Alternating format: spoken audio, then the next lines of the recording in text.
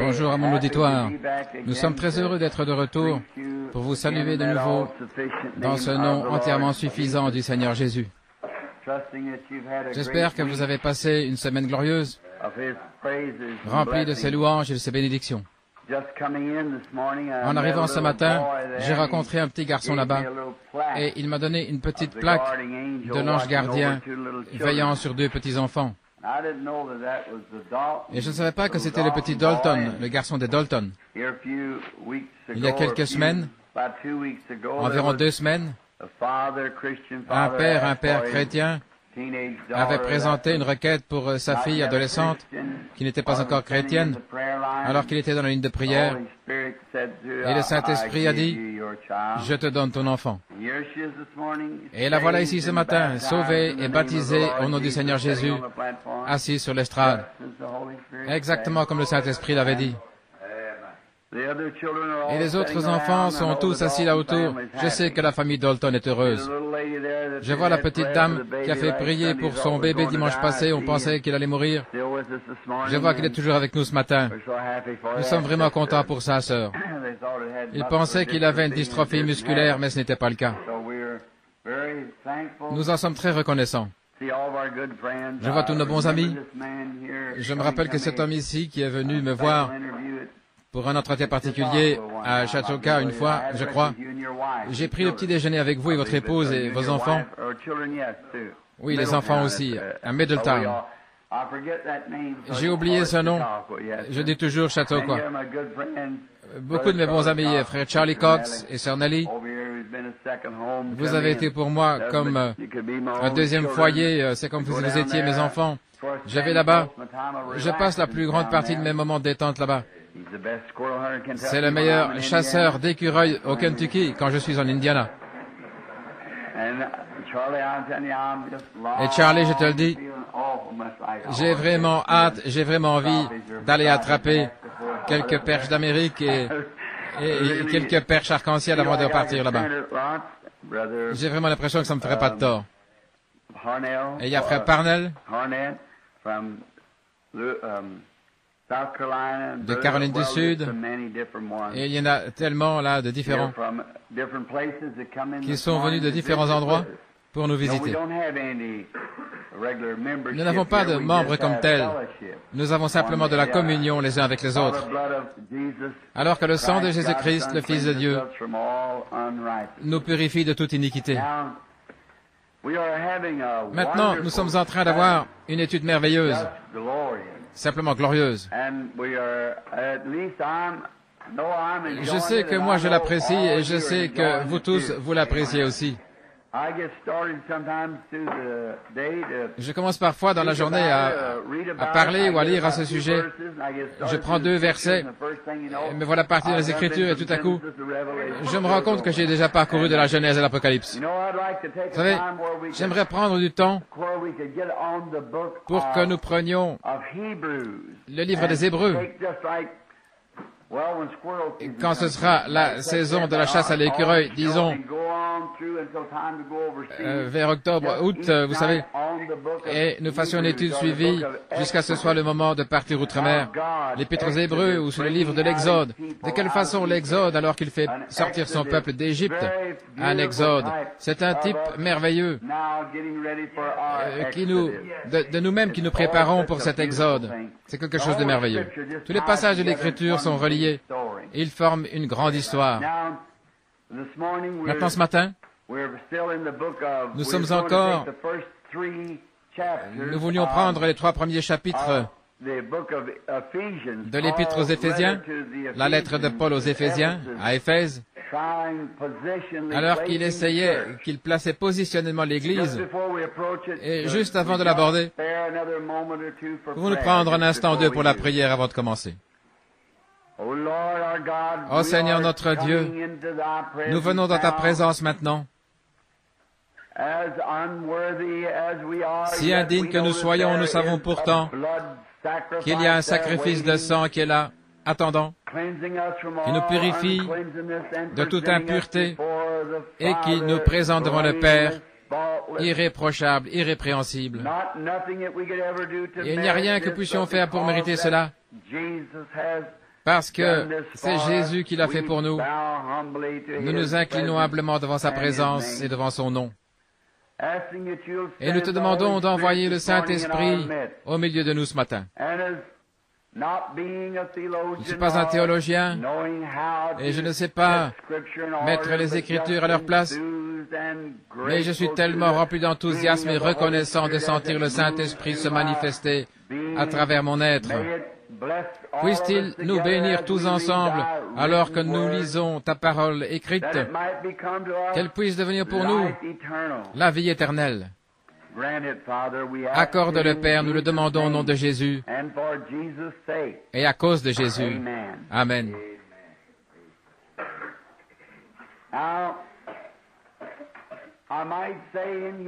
Maintenant, je pourrais commencer par dire ceci.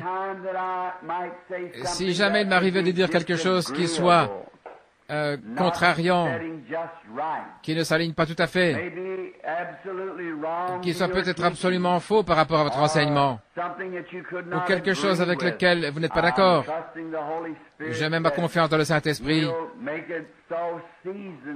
qu'il arrangera cela d'une manière tellement accommodante, tellement douce, qu'il n'y aura personne qui sera offensé, et que ça se passera dans l'amour et dans la communion fraternelle. C'est dans cette intention-là. Et tout ceci a commencé par la prédication du dimanche passé, je crois que c'était dimanche matin, le roi rejeté. Est-ce que quelqu'un a déjà la bande? Je pense qu'ils les ont. Vous pouvez tous vous les procurer si vous voulez. Le roi rejeté. Encore quelques jours seulement et nous commencerons à Middletown dans l'Ohio. Nous aimerions que tous ceux qui prennent leurs vacances pendant cette période s'assurent bien de venir nous retrouver là, parce que nous nous attendons à passer de glorieux moments de communion à Middletown, dans l'Ohio. Le docteur Sullivan est président du comité, et il y aura 5 soirs de réunion, et je prêcherai comme prédicateur invité au Congrès international de l'Église interdénominationnelle. Et après ça, ce sera nos propres réunions à partir de là. Et jusqu'au 12.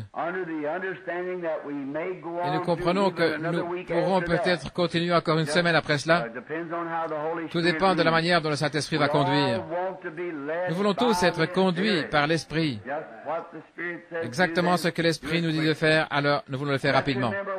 Et souvenons-nous, alors que nous obéissons à l'Esprit, il y a une grande leçon que nous voulons apprendre, c'est de ne jamais être pressé. Prenez votre temps, ayez foi.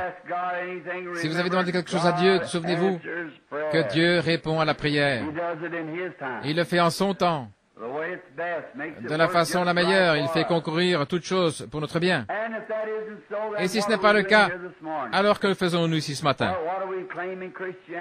Alors, pourquoi nous proclamons être chrétiens? Si ceci n'est pas la parole de Dieu, alors, si elle n'est pas vraie, alors, nous sommes les plus malheureux de tous les hommes. Je suis si content d'être de tout cœur avec un grand nombre de personnes ici qui savent que ceci est la parole infaillible de Dieu. Et elle est la vérité, chaque parole, chaque phase. Et avec la grâce de Dieu, j'ai eu le privilège de voir le pays vers lequel nous irons un jour. Les gens ne savent pas ce que c'est, le moment de dépression qui arrive parfois dans ce genre de ministère. J'étais vraiment déprimé. Et j'ai dit à mon épouse, je voudrais simplement partir. Elle dit, pourquoi tu dis ça, Bill? Oh, ici, j'ai des problèmes et tout. Alors, c'est comme si le Saint-Esprit me disait, est-ce que tu cherches à contourner tes problèmes? Est-ce que tu cherches à les fuir? Voyez-vous? Non, j'ai dit que je me tienne debout face à tout ça, que j'affronte la chose, tu vois. C'est tellement mieux. Honnêtement, vraiment. Je dis ceci pour l'avoir vu de mes yeux. Juste après cette vie, nous entrons dans un pays qui dépasse tout ce qu'on peut imaginer. Et s'il y a de nouveaux venus ici, j'espère que, je prie Dieu que vous ne me preniez pas pour un fanatique. Par-dessus tout, je veux être honnête et dire la vérité. Qu'est-ce que ça me ferait de bien de dire quelque chose de faux? Alors qu'il y en a tellement ici qui est la vérité, pourquoi faudrait-il quelque chose de faux? Voyez-vous, c'est tout simplement la vérité. Il n'est pas étonnant, je crois, que Paul a été ravi au troisième ciel. Et il a vu des choses qu'il n'était pas permis d'exprimer. Alors un jour il a dit, ce sont des choses que l'œil n'a pas vues et que l'oreille n'a pas entendues et qui ne sont pas montées au cœur de l'homme. Ce que Dieu a préparé pour ceux qui l'aiment. Oh, nous vivons au milieu d'un tas d'ordures ici-bas. C'est un dépotoir plein de fumée, tout en fumée de souillure. Même si nous ne sommes pas contaminés, il reste que nous vivons au milieu de ça, de la fumée qui se dégage des charbons fumants du péché. C'est une des choses qui me donne le plus mal au cœur quand j'y pense, c'est le vieux dépotoir municipal où c'est en train de brûler. C'est horrible, cette odeur infecte de la fumée qui monte à travers toutes sortes de saletés, et une bouffée de ça, et vous avez l'estomac retourné. Je me rappelle que je devais aller à New Albany, de l'autre côté de la 18e rue, où se trouvait autrefois le vieux dépotoir. Il fallait que j'aille faire des recouvrements et relever les compteurs là-bas. Et j'appréhendais le jour où je devais passer par là, parce que je devais respirer cette odeur infecte. Et pourtant, il y avait là-bas, il y avait des corps de rats, de chiens et tout ça, vous savez, et ça fumait avec cette fumée qui montait à travers tout. Et pourtant, voilà à quoi est comparable cette vie ici, à son meilleur. C'est tout en fumée, l'odeur du péché qui se fait sentir partout, pour ainsi dire, spirituellement parlant. Mais oh, là où le vent souffle librement, et que tout est beauté et paix et joie, la vie éternelle, juste de l'autre côté du fleuve. Seulement nous sommes dans une bataille, alors il ne faut pas se contenter de s'étendre et de dire dépêchons-nous d'arriver là-bas. Emmenons avec nous tous ceux que nous pouvons emmener. Et maintenant, le but de ces leçons, c'est d'ancrer ceux qui sont déjà entrés dans le pays. Le but de cette étude de l'Épître aux Éphésiens, c'est de placer positionnellement l'Église là où elle est absolument à sa place en Christ. C'est un type de l'Ancien Testament et du livre de Josué. Alors que Josué avait fait le partage, nous avons vu ça dimanche passé, alors que Josué avait fait le partage du pays à chaque homme, et il l'avait fait par inspiration.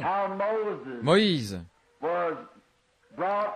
il avait fait sortir le peuple d'Égypte avec l'ail, les poireaux, il les avait fait sortir, il leur avait donné un lieu, celui que Dieu avait promis 400 ans plus tard, ou 400 ans plus tôt, comme quoi il les conduirait dans un lieu, un beau pays, ruisselant de lait et de miel.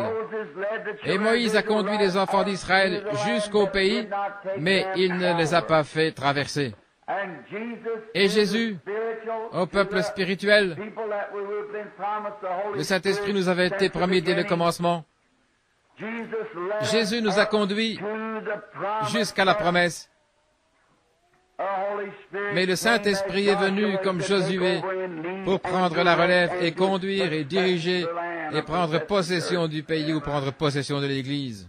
Nous voyons basiquement, maintenant ici, il se pourrait peut-être que des gens se trouvent que je suis blessant et que je veux manquer d'égard envers les frères. Ce n'est pas ça. Dieu est mon juge, ce n'est pas ça, voyez-vous. Je veux simplement attirer votre attention sur quelque chose qui est la vérité. Nous avons choisi des hommes comme conducteurs au lieu de la conduite du Saint-Esprit. Nous avons voulu que ce soit l'homme qui nous donne notre part et qui nous conduisent. Que des dénominations, comme les méthodistes, les baptistes, les presbytériens, les luthériens, l'Église de Christ, les pentecôtistes et différentes dénominations, que ce soit une organisation qui serve d'exemple. Et nous suivons ça. Nulle part dans la Bible nous est-il dit de faire une chose semblable. Il n'y a pas un seul passage des Écritures dans toute la Bible de Dieu où il n'ait jamais organisé l'Église, ni parlé d'une organisation. Pas un seul endroit dans la Bible. Ça a toujours été contraire. Il ne veut pas que nous nous conformions aux choses du monde. Il veut que nous soyons particuliers, mis à part. Je ne veux pas dire d'être ridicule, mais je veux dire un peuple appelé à sortir. Une nation sainte, bénie, menant des vies irréprochables, en agissant et en nous conduisant exactement comme lui se conduirait. Alors nous sommes son ouvrage, ayant été créés en Christ Jésus pour de bonnes œuvres. Maintenant, mercredi soir, beaucoup d'entre vous n'étaient pas là mercredi, mais je crois que c'est au verset 3. Non, c'est le verset 5. À l'adoption ou le placement des gens.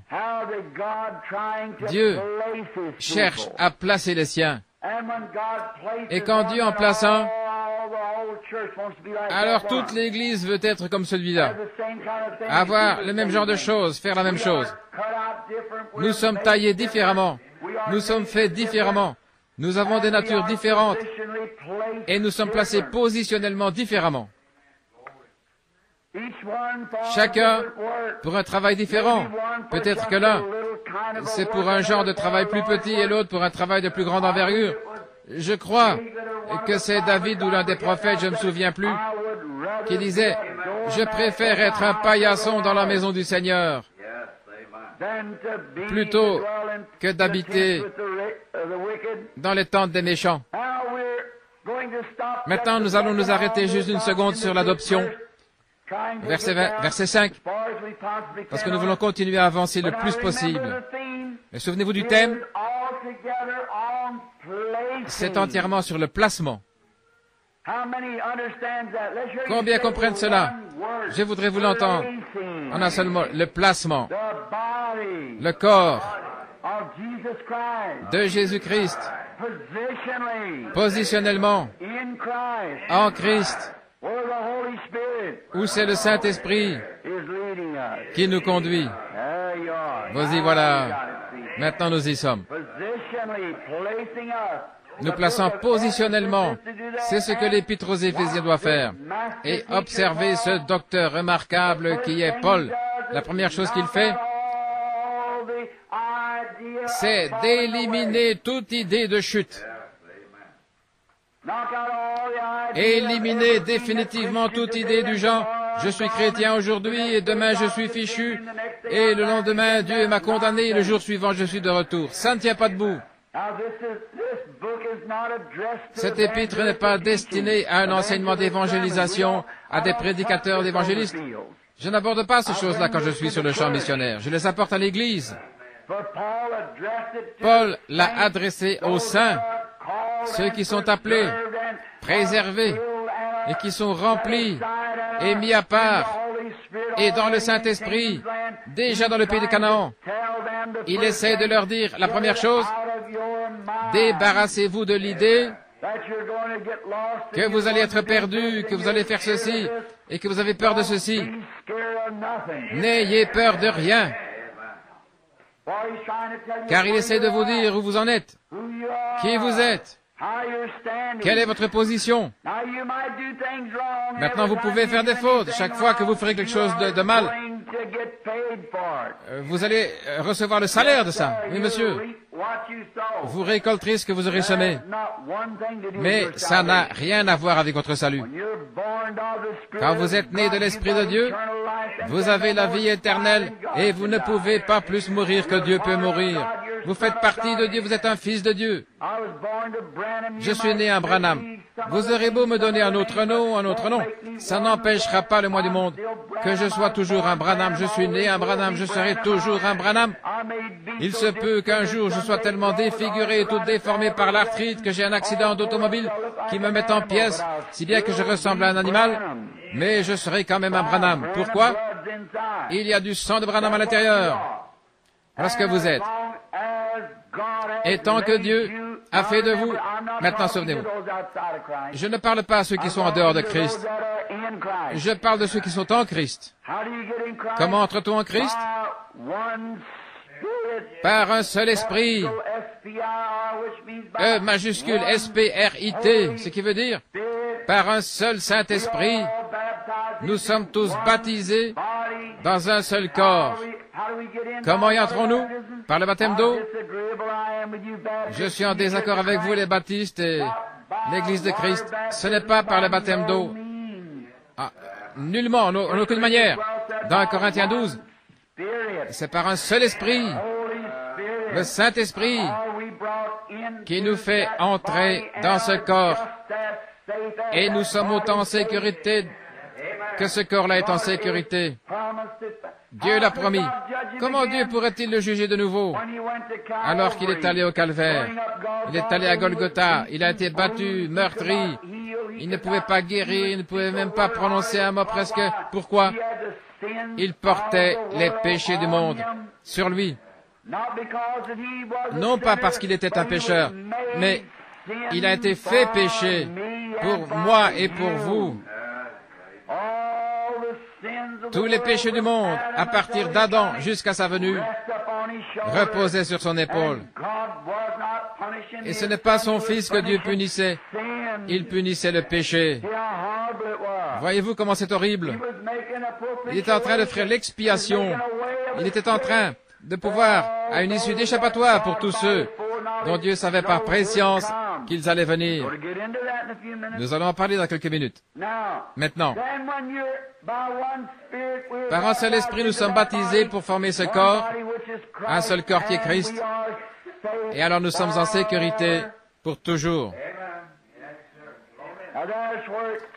Voilà ce qui semble faire un effet bizarre, surtout aux croyants arméniens qui croient qu'ils doivent faire quelque chose pour mériter quelque chose de méritoire. Comment est-ce que ça peut être par deux choses à la fois? C'est soit par la grâce, soit par les œuvres. C'est l'un ou l'autre. Ça ne peut pas être par la même chose, par deux choses différentes, mais par une seule chose. Je n'arrive tout simplement à voir rien d'autre que la grâce de Dieu. Voilà comment je suis fait. Et j'ai toujours cru dans la grâce. Pour moi, tout est grâce d'un bout à l'autre. Même dans ma vie, quand j'étais un garçon, je ne voyais rien d'autre que la grâce, la grâce. Il disait, gratte-moi le dos et je te gratterai le dos. Eh bien, c'est une expression terrible. Mais moi, que vous me grattiez le dos ou pas, ça m'est égal. Si vous en avez besoin, eh bien, je vous gratterai le dos de toute façon. C'est la grâce, voyez-vous. La grâce qui agit par l'amour. Si vous en avez besoin, peu importe que vous n'avez jamais rien fait pour moi, que je n'ai absolument rien à voir avec vous, si vous en avez besoin, eh bien je le ferai quand même. C'est la grâce. Parce que vous en avez besoin. J'avais besoin du salut. Il n'y avait rien qui puisse me sauver. Il n'y avait rien que je puisse changer à mon sort. Je ne pouvais pas me sauver du tout. Mais j'avais besoin du salut parce que je croyais qu'il y avait un Dieu. Et Dieu a envoyé son Fils dans une chair semblable à celle du péché pour qu'il souffre à ma place. Et j'ai été sauvé par grâce, par elle seule. C'est par elle seule que j'ai été sauvé. Il n'y a absolument rien que j'aurais pu faire pour me sauver. Et ceux qu'il a connus d'avance, avant la fondation du monde, nous en avons parlé mercredi. Nous nous sommes représentés Dieu, El Elah Elohim. Nous avons montré qu'il existait par lui-même, mais en lui, il y avait la paternité, en lui, il y avait différentes qualités, telles que d'être un sauveur, d'être un guérisseur. Tout était en Dieu et Dieu existait par lui-même. Mais étant donné qu'il était un sauveur, qu'il était un père, il n'y avait aucun ange avec lui, rien. Il n'y avait que lui. Il existait par lui-même. Rien d'autre n'existait que Dieu. Seulement, étant donné qu'il était Dieu, alors il fallait qu'il y ait quelque chose pour l'adorer, parce qu'il aimait l'adoration. Et c'est par son propre être qu'il a créé des créatures pour qu'elles l'adorent. Maintenant, temporairement, je vais le redire, nous n'allons pas tout revoir, mais vous l'aurez sur la bande. Mais parce qu'il était Dieu, il a fait les anges et les anges l'adoraient. Et les anges l'adorent encore. Mais les anges qui sont dans la présence de Dieu ont 6 paires d'ailes, 6 ailes. Ils en ont 2 dont ils se couvrent la face, 2 sur les pieds et 2 dont ils se servent pour voler. Et jour et nuit, ils crient « Saint, Saint, Saint, Dieu Tout-Puissant ». C'est ce que disent les Écritures. Ils l'adoraient. Quelque chose avait été créé pour l'adorer. Ensuite, à l'intérieur de lui, il y avait l'attribut d'être un sauveur. Comment une de ces créatures-là, alors qu'il n'y avait aucun péché, aucune idée de péché, comment l'une d'elles aurait pu être perdue? Ça ne pouvait pas être. Alors quelque chose qui pourrait être perdu devait être créé pour qu'il puisse être un sauveur. En lui, il y avait un guérisseur. Croyez-vous qu'il est un sauveur? Croyez-vous qu'il est un guérisseur? Mais alors, qu'en serait-il s'il n'avait rien à sauver, ni rien à guérir? Voyez-vous? Il fallait que quelque chose soit créé comme ça. Maintenant, il ne l'a pas créé comme ça. Seulement, il a donné à l'homme le libre arbitre. Si tu choisis ceci, tu vivras. Si tu choisis cela, tu mourras. Et chaque homme qui vient au monde est placé devant le même choix encore aujourd'hui. Dieu, par sa préscience, savait qui accepterait et qui n'accepterait pas. La question m'a été posée hier par un théologien qui assistait aux réunions ou écoutait la bande. Il disait une question. Il disait, si Dieu est omniprésent, alors il disait, il pourrait être partout. J'ai dit, il n'est pas omniprésent au sens propre du mot omniprésent. Il ne peut pas être un être tout en étant omniprésent. S'il est omniprésent, pourquoi prierait-on pour recevoir le Saint-Esprit? S'il est omniprésent, il remplit chaque fente, chaque coin, chaque crevasse, chaque cellule, fibre et tout le reste. J'ai dit, pourquoi a-t-il cherché Moïse à la fin s'il est omniprésent? Pourquoi a-t-il parcouru le jardin d'Éden dans tous les sens en criant « Adam, Adam, où es-tu » s'il est omniprésent? Il est omniprésent parce qu'il est omniscient. Il connaît toutes choses. Parce qu'il est infini.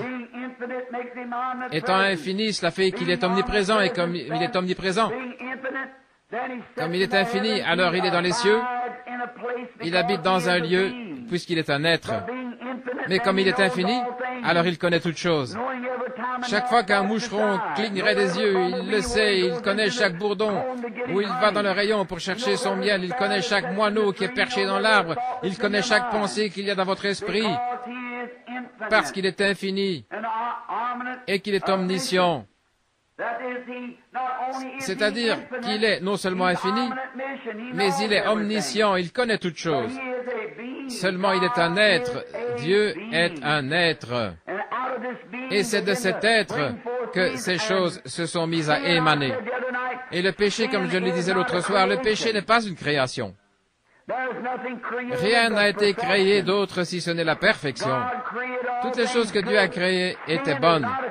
Le péché n'est pas une création. Il disait bien, voilà une création même du péché. Vous avez déjà entendu ça, mais c'est une erreur. Il n'y a qu'un seul créateur, c'est Dieu.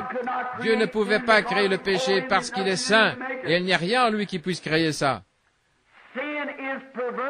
Le péché est une perversion, non pas une création, mais une perversion. Un adultère, c'est l'acte juste perverti. Un mensonge, c'est la vérité racontée de travers. Tout péché, n'importe quel péché, c'est la justice pervertie. Voilà maintenant Dieu. Il s'est manifesté comme Dieu, c'est fait. Il s'est manifesté comme sauveur. Les hommes étaient perdus et il les a sauvés. Il s'est manifesté déjà comme guérisseur. Ce que les gens peuvent dire, ça ne change rien, il l'est quand même, de toute manière. Il est un guérisseur, il est un sauveur, il est Dieu, il est éternel. Et il a un but. Et son but, c'était au commencement de faire des créatures qui l'aimeraient et qui l'adoreraient. Alors il a fait des créatures et ces créatures sont tombées. Et là, Dieu, comme il est infini, il a parcouru tout le cours du temps et il a vu tous les hommes qui seraient sauvés. Tous les hommes. Il le savait par préscience. Par conséquent, s'il savait par préscience qui serait sauvé et qui ne serait pas sauvé, il pouvait prédestiner. Alors, le mot n'est pas si terrible après tout, n'est-ce pas? Il pouvait prédestiner, puisqu'il savait qui serait sauvé et qui ne le serait pas. Par conséquent, pour s'approprier ceux qui allaient être sauvés, il devait faire une offrande propitiatoire pour leurs péchés. C'est seulement quelques versets plus loin. On va y arriver. Il nous a prédestinés à la vie éternelle, car il savait qu'il y en aurait qui renonceraient à tout. Peu importe combien les enfants du monde considéreraient la chose avec indifférence, pour eux ça ne changerait rien, parce qu'ils étaient des enfants de Dieu. Et il les a appelés, et il a envoyé Jésus, afin que son sang soit une expiation, le sang d'expiation, qui agisse comme une offrande propitiatoire, comme acceptation ou comme purification. Un processus de purification qui continuellement, pas simplement une fois à une réunion de réveil, mais il est toujours vivant pour intercéder et qui fait que le chrétien reste pur jour et nuit. Il y a le sang de Jésus-Christ qui fait que nous sommes acceptés par la croix là-bas, dans la présence de Dieu, qui nous purifie constamment, jour et nuit, de tout péché. Et nous sommes gardés en sécurité. Gardés comment? Par le Saint-Esprit. Gardés dans le corps du Seigneur Jésus en sécurité. Celui qui entend mes paroles et qui croit, celui qui m'a envoyé à la vie éternelle et ne viendra jamais en jugement, mais il est passé de la mort à la vie. Plus de jugement. Le chrétien n'ira jamais en jugement. Christ y est allé pour lui. Mon avocat a pris ma place. Il a plaidé ma cause comme quoi j'étais ignorant. Il a dit au Père que je n'étais pas digne, que j'étais ignorant, mais qu'il m'aimait et qu'il avait pris ma place et il a plaidé ma cause et aujourd'hui je suis libre. Oui, monsieur. Et il a versé son sang là-bas comme offrande pour notre péché. Vous vous souvenez mercredi? Les chrétiens pêchent, mais un pécheur ne peut pas pécher. Un pécheur ne pêche pas parce qu'il est un pécheur. Il est simplement un pécheur dès le départ, un point c'est tout. Tenez par exemple le dos de ce livre. Il est noir. Dans quelle proportion est-il noir? Il est tout noir. Il n'y a aucune partie blanche dessus, il est tout noir. Vous dites, cette partie-ci, non, pas du tout, il est tout noir. Il est tout noir. C'est comme ça qu'il est un pécheur. Il est simplement condamné dès le départ. Et vous dites, mais disons qu'il commette adultère, disons qu'il viole une femme, disons qu'il joue à des jeux d'argent et s'il abat quelqu'un, ça c'est pas notre affaire. Ce n'est pas notre affaire. Il y a des lois chez nous pour s'occuper de ça. Nous ne sommes pas des réformateurs. Nous sommes des prédicateurs de l'Évangile. Nous ne le condamnons pas à cause de ce qu'il a fait. Nous ne le condamnons pas parce qu'il a commis adultère. Nous le condamnons parce qu'il est un pécheur. S'il était un chrétien, il ne ferait pas ça. C'est exact. S'il avait été changé, il ne ferait pas ça. Mais c'est parce qu'il est un pécheur. Voilà, c'est ce qui lui fait faire ces choses-là.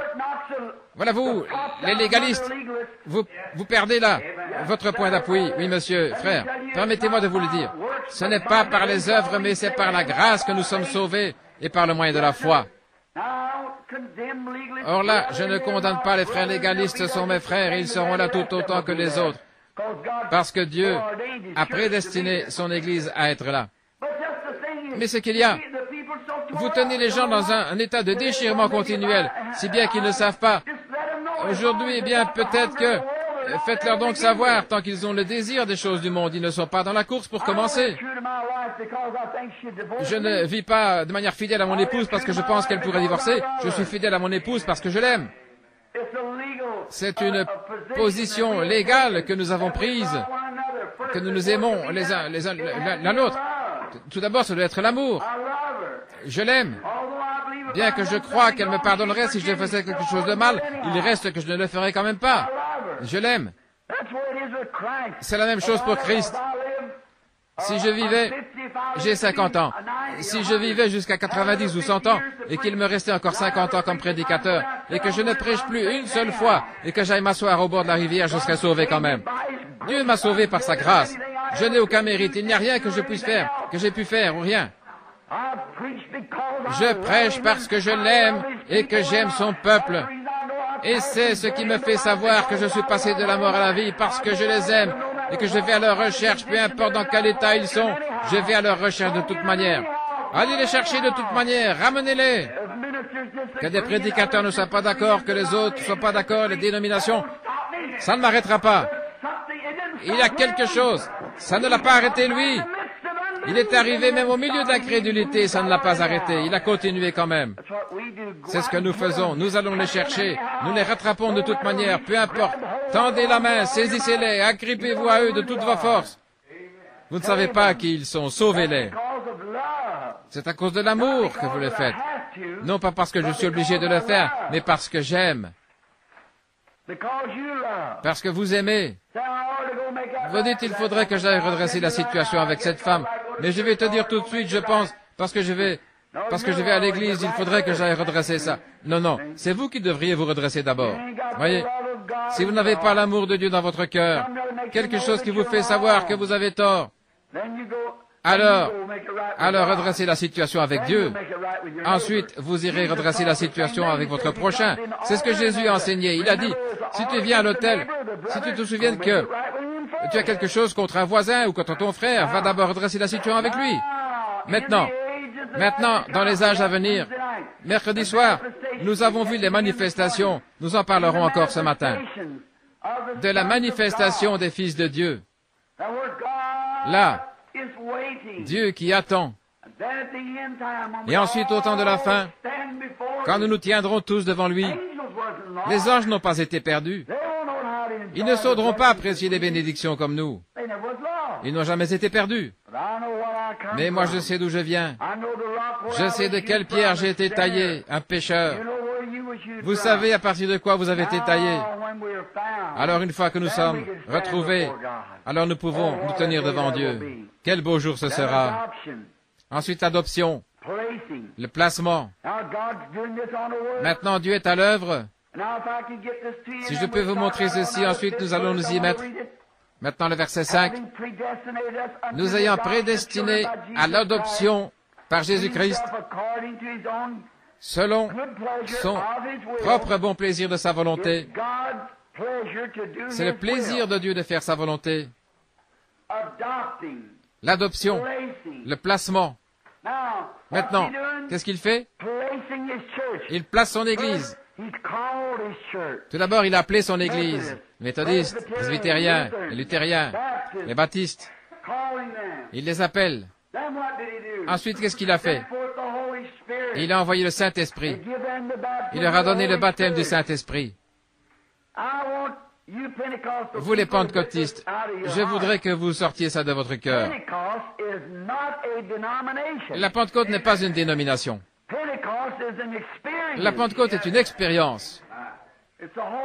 C'est le Saint-Esprit. Ce n'est pas une organisation. Vous ne pouvez pas organiser le Saint-Esprit. Il ne le permettra pas. Vous avez une organisation à laquelle vous donnez ce nom-là, mais le Saint-Esprit se retire et vous laisse là, à l'endroit où vous êtes, alors que lui, il continue tout simplement à avancer. La Pentecôte n'est pas une organisation. La Pentecôte est une expérience. Et donc Dieu a donné à ses enfants la nouvelle naissance par le baptême du Saint-Esprit. Ils en sont venus tout près quand ils se sont purifiés chez les Nazaréens, les pèlerins de la sainteté.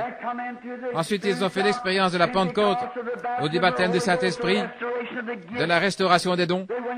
Ils sont allés de l'avant à parler en langue, et en interprétant les langues, ils ont reçu des dons de guérison et des miracles, des signes, prodiges, et ont commencé à les accompagner.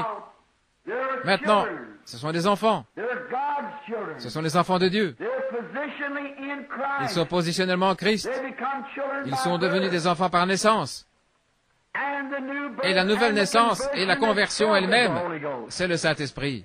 Vous n'êtes même pas encore convertis avant d'avoir reçu le Saint-Esprit. C'est ce que disent les Écritures. Jésus a dit à Pierre, demandez à n'importe qui, lisez les Écritures. Il avait été justifié en croyant au Seigneur Jésus. Il était devenu un disciple, un apôtre. Jésus lui a donné les clés du royaume. Et dans Jean 17, 17, il les a sanctifiés, il leur avait donné le pouvoir, les avait envoyés chasser les démons et tout. Il les a sanctifiés. Sanctifie-les, Père, par ta vérité. Ta parole est la vérité. Je me sanctifie moi-même à cause d'eux. Voilà bien une des paroles les plus douces que j'ai jamais entendues. Père, je me sanctifie moi-même pour eux. Savez-vous qu'il avait le droit d'avoir un foyer? C'était un être humain. Savez-vous pourquoi il avait le droit d'avoir une épouse? C'était un homme. Il avait le droit d'avoir toutes ces choses-là. Mais il a dit, Père, je me sanctifie moi-même pour eux, à cause d'eux. Je me sanctifie moi-même.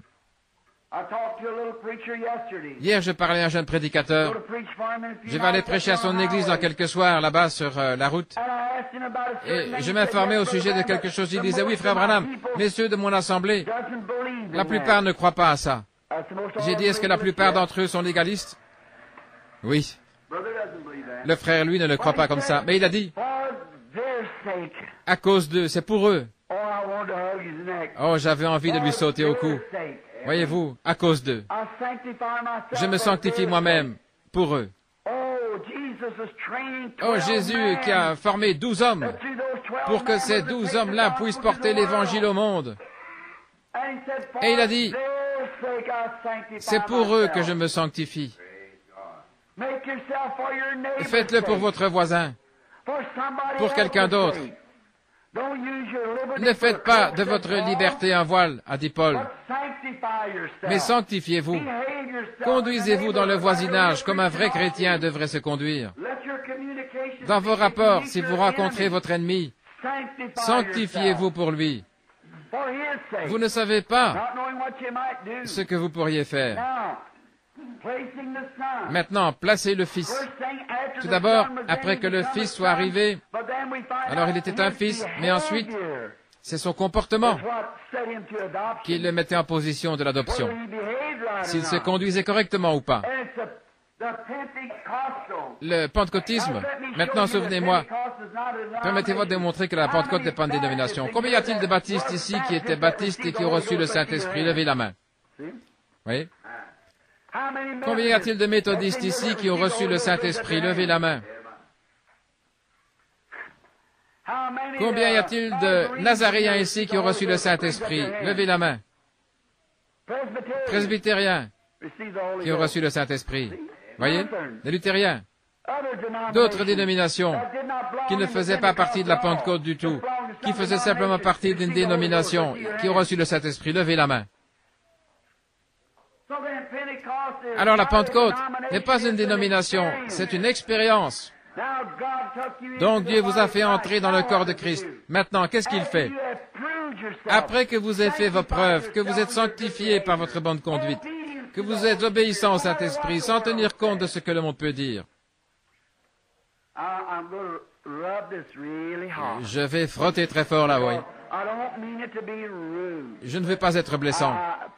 S'il vous plaît. Non, non, vraiment pas.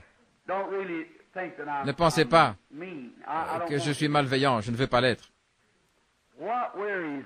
Ce qui me mine, c'est quand je prêche aux gens cette vérité qui a été envoyée de Dieu et qui font demi-tour et ils continuent à faire exactement la même chose tout en prétendant qu'ils ont le Saint-Esprit. C'est bien simple, ça vous ravage. Quel est le problème? Ils retournent tout de suite à la même chose. Exactement comme les enfants d'Israël. Ils voulaient avoir un roi pour que ce roi puisse dominer sur eux et les faire agir comme les Amoréens et les Amalécites et les Philistins.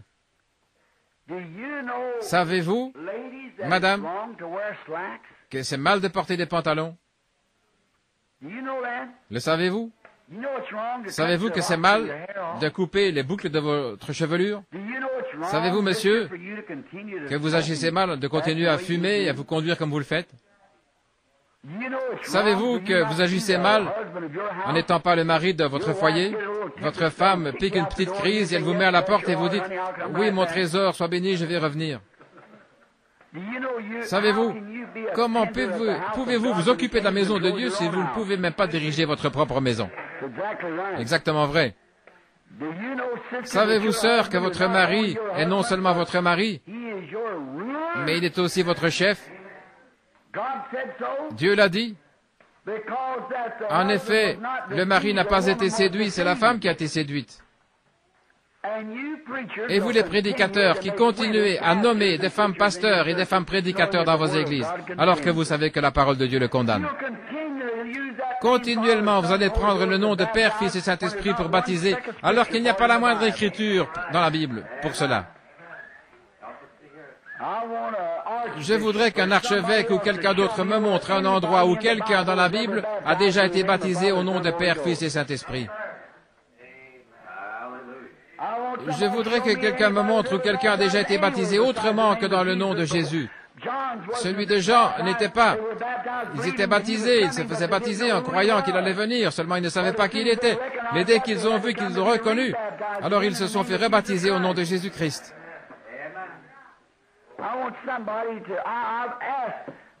J'ai demandé aux assemblées de Dieu, aux autres prédicateurs, aux baptistes, aux presbytériens et tout. Ils refusent, ils ne veulent pas en parler. Je voudrais voir l'Écriture. Et alors, c'est moi le fanatique. C'est moi qui suis fou, c'est moi qui ai perdu la raison, je suis dingue. Rien que parce que j'essaie de vous dire la vérité. Mais ça, je vous parle honnêtement, les frères. Si un homme se donne à Dieu, il faut vous donner complètement à Dieu, de fond en comble. Vous êtes mis à part, vous êtes une créature différente. Il y a beaucoup d'appelés, mais peu d'élus. Oui, il y a beaucoup de gens qui sont appelés. On en appelle dans son cœur, oui, je crois que Dieu m'aime, je le crois. Mes frères, vous serez tout aussi perdus que les autres. En effet, ils vont se présenter ce jour-là et ils vont dire, Seigneur, j'ai chassé les démons en ton nom, j'ai fait tout le reste en ton nom, j'ai fait des services de guérison, j'ai prêché l'évangile, j'ai chassé les démons. Et Jésus dira, sortez d'ici, je ne vous connais pas, hypocrite. Voyez-vous, c'est celui qui fait la volonté de mon Père. Pourquoi est-ce que les gens ne le voient pas? Je ne sais pas. Je sais que c'est froissant. Je ne fais pas exprès de vous blesser. Je ne veux pas être ainsi. Mes frères, il me semble que nous sommes au temps de la fin. Et Dieu est en train d'adopter, de placer positionnellement dans l'Église, dans le corps de Christ, les siens. Il ne va pas en placer beaucoup là, ça je peux vous le dire dès le départ. Vous dites, oh bien, il y en aura un si grand nombre. Mais ça fait déjà 6000 ans qu'il les a fait sortir. Souvenez-vous, la résurrection a lieu et nous sommes enlevés avec eux. Et il n'y en aura que quelques-uns. Voyez, vous travaillez à votre propre salut. Dépêchez-vous, examinez-vous pour voir ce qui ne va pas. Pour voir les problèmes. Je sais que c'est dur à entendre, mes frères, c'est la vérité. C'est la vérité de Dieu, l'adoption. Nous devrions être tellement remplis d'ardeur pour Dieu. Nous devrions être à l'œuvre jour et nuit. Rien ne devrait nous arrêter. Et nous devrions être tellement gentils et tellement aimables est tellement bon et tellement semblable à Christ dans nos vies. C'est une vie de tous les jours. Jésus a dit, considérez comment croissent les lys des champs. Ils travaillent, ils filent. Cependant, je vous le dis que Salomon, dans toute sa gloire, n'était pas revêtu comme l'un d'eux. Salomon avait de somptueux habits, de soie brodés et tout. Ce n'était pas de ça qu'il parlait. Pour qu'un lys puisse croître, il doit travailler la nuit et le jour. Pourquoi est-ce que vous préférez aller vous accrocher au petit bout de la corde? Si le juste se sauve avec peine, que deviendront le pécheur, c'est-à-dire l'incroyant, et l'impie, l'homme qui entend la parole, mais qui refuse d'y marcher?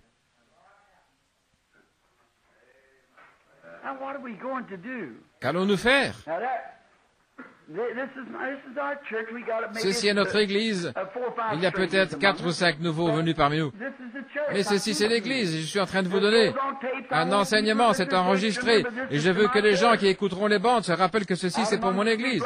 Quand je suis dehors parmi les gens là-bas, j'essaie d'être assez gentleman pour leur parler, de suivre un petit peu, les dorloter un peu dans leurs idées, de les écrémer. Mais quand il s'agit de vraiment déclarer la vérité, déclarons-la. L'adoption, le placement positionnel, où sont-ils? Montrez-moi où ils en sont. Dieu qui appelle ses enfants, les met à part, par la manifestation, ils n'ont pas besoin d'en dire un mot. Vous voyez qu'il s'est passé quelque chose. Il place son fils positionnellement dans sa position, il lui donne sa place, exactement les mêmes choses. Il a autant d'autorité, sa parole a autant de poids que celle d'un archange, et même plus. Le fils était adopté, placé à un endroit élevé, on le conduisait là-bas. On lui mettait un vêtement nouveau, une nouvelle couleur. Le père célébrait par une cérémonie, il disait, voici mon fils, dorénavant, c'est lui qui gouverne. C'est lui qui dirige. Il est à la tête de tout mon héritage, tout ce que j'ai lui appartient. C'est juste. Ensuite, nous pourrions reprendre encore El, Ela, Elohim. Voyez-vous, alors qu'il existait par lui-même, et revenir ensuite à Jéhovah, il a créé quelque chose, il a donné la domination sur la terre. Qu'est-ce que nous attendons? Les manifestations. Oh, la terre soupire. Allons-y, nous allons le lire. Très bien. Prédestiné à l'adoption, selon le bon plaisir de sa volonté, à la louange de la gloire de sa grâce. Sa grâce, qu'est-ce que c'est? Il y a bien longtemps, avant, quand il n'était pas père, sa grâce, son amour, par lequel il a fait un enfant, pour lui-même, pour que nous puissions être prédestinés à être ses enfants d'adoption, à la louange de sa grâce, par laquelle il nous a rendus acceptables par son bien-aimé, la personne qui est Christ. Il nous a acceptés comment? Par un seul esprit, nous sommes tous baptisés en lui. En lui, nous avons la rédemption. Nous avons la rédemption par son sang, le pardon des péchés. Comment pouvez-vous prêcher la prédestination de Dieu qui établit d'avance et place sans qu'il y ait quelque part une expiation pour le péché? Pourquoi? Chaque jour vous faites une erreur. Chaque jour vous faites quelque chose de mal. Seulement si vous êtes né de nouveau, ou une femme née de nouveau, dès que vous faites une erreur, Dieu sait que vous le regrettez. Vous pourriez vous tenir dans la présence du président Roosevelt ou de n'importe qui et dire « J'ai tort, que Dieu me pardonne d'avoir fait cette chose. » Pourquoi? C'est là que le sang de l'expiation, vous remarquez, ce sont des péchés. Un pécheur est un pécheur. Il ne commet pas de péché. Mais l'Église commet des péchés. Elle agit mal. Elle a une mauvaise pensée, une mauvaise impression. Elle fait des fautes. Elle marche d'un pas chancelant comme un petit enfant qui marche, qui essaie d'apprendre à marcher. Il ne sait pas encore comment marcher, parce que c'est un petit garçon. Mais il y a une main qui descend vers nous, qui se tend vers nous. Il nous attrape, il nous stabilise. Et il dit, fais comme ceci, mon petit gars. Il ne va pas nous prendre et nous donner le fessé parce que nous faisons une erreur. Il ne nous frappe pas à mort parce que nous essayons de marcher. Il nous aime comme nous aimons nos enfants. Un vrai papa ne donnera pas une correction à son enfant s'il tombe par terre en essayant de marcher. Il va lui tendre la main, une main forte, il va le relever, et il va le prendre avec ses deux mains et lui dire, c'est comme ceci que tu dois faire, fiston, marche comme ceci. C'est comme ça que Dieu fait pour son Église. Il lui tend la main, il le prend dans ses bras. Il le relève et dit, marche comme ceci, fiston. Écoute, ne le dis pas comme ça, dis-le ainsi. Peu importe ce que l'Église dit, ce que celui dit, ou celui-là, fais comme ceci. Comme ceci. C'est ceci qu'il faut. Si ma parole... Tiens-toi à ma parole, marche avec elle. Peu importe ce que les autres peuvent dire. Toi, tiens-toi à ma parole. C'est comme ça que tu dois faire tes pas. Nos péchés. Un amour qui a expié nos péchés. Sinon, nous n'aurions jamais de chance. Comment nous pourrions vraiment nous ancrer là, à ces paroles-là, selon la richesse de sa grâce, que Dieu abondamment, que Dieu a de manière abondante répandu. Il l'a répandu abondamment sur nous par toute espèce de sagesse et d'intelligence. Toute la sagesse qu'il a répandue abondamment sur nous, par toute espèce de sagesse, pas celle du monde. La sagesse du monde est une folie pour lui. Et la sagesse de Dieu est une folie pour le monde. C'est comme le jour et la nuit, l'un ne peut pas s'entendre avec l'autre. Mais quand le soleil commence à se lever et que le jour paraît, alors la nuit se disperse dans tous les coins. De même, quand la lumière de l'Évangile commence à pénétrer, les choses du monde se mettent à disparaître. Alors, qu'est-ce qui se passe? Il répand abondamment la lumière du soleil sur ses enfants, qui marchent dans l'Esprit, conduits par l'Esprit de Dieu, remplis de l'abondance de sa grâce, par toute espèce d'intelligence et de sagesse, d'entendement, et avec la perspicacité pour savoir de quelle manière marcher. Si vous voyez ce que c'est mal, alors soyez prudents dans ce que vous faites, dans votre façon d'agir. Voyez-vous, vous êtes prudents dans votre façon de l'aborder. Soyez vraiment prudents. Regardez de près comment aborder la chose. Prudent comme le serpent, simple comme la colombe. C'est ce que Jésus a dit. Oh, ce sont des pépites, mes amis. On pourrait tout simplement rester là des jours et des jours. Ce sont des choses merveilleuses, n'est-ce pas? La prudence, la sagesse qu'il a répandue abondamment sur nous, qu'il a déversée. Il ne nous a pas donné une petite cuillère, mais il a pris une grande pelle et il en a envoyé comme ça continuellement. Il a répandu abondamment sur nous la sagesse et aussi la prudence de sa grâce. Oh, grâce étonnante, combien le son en est merveilleux. Que Dieu a répandu abondamment sur nous par toute espèce de sagesse et d'intelligence, nous ayant fait connaître le mystère de sa volonté. À qui parle-t-il? Aux dénominations?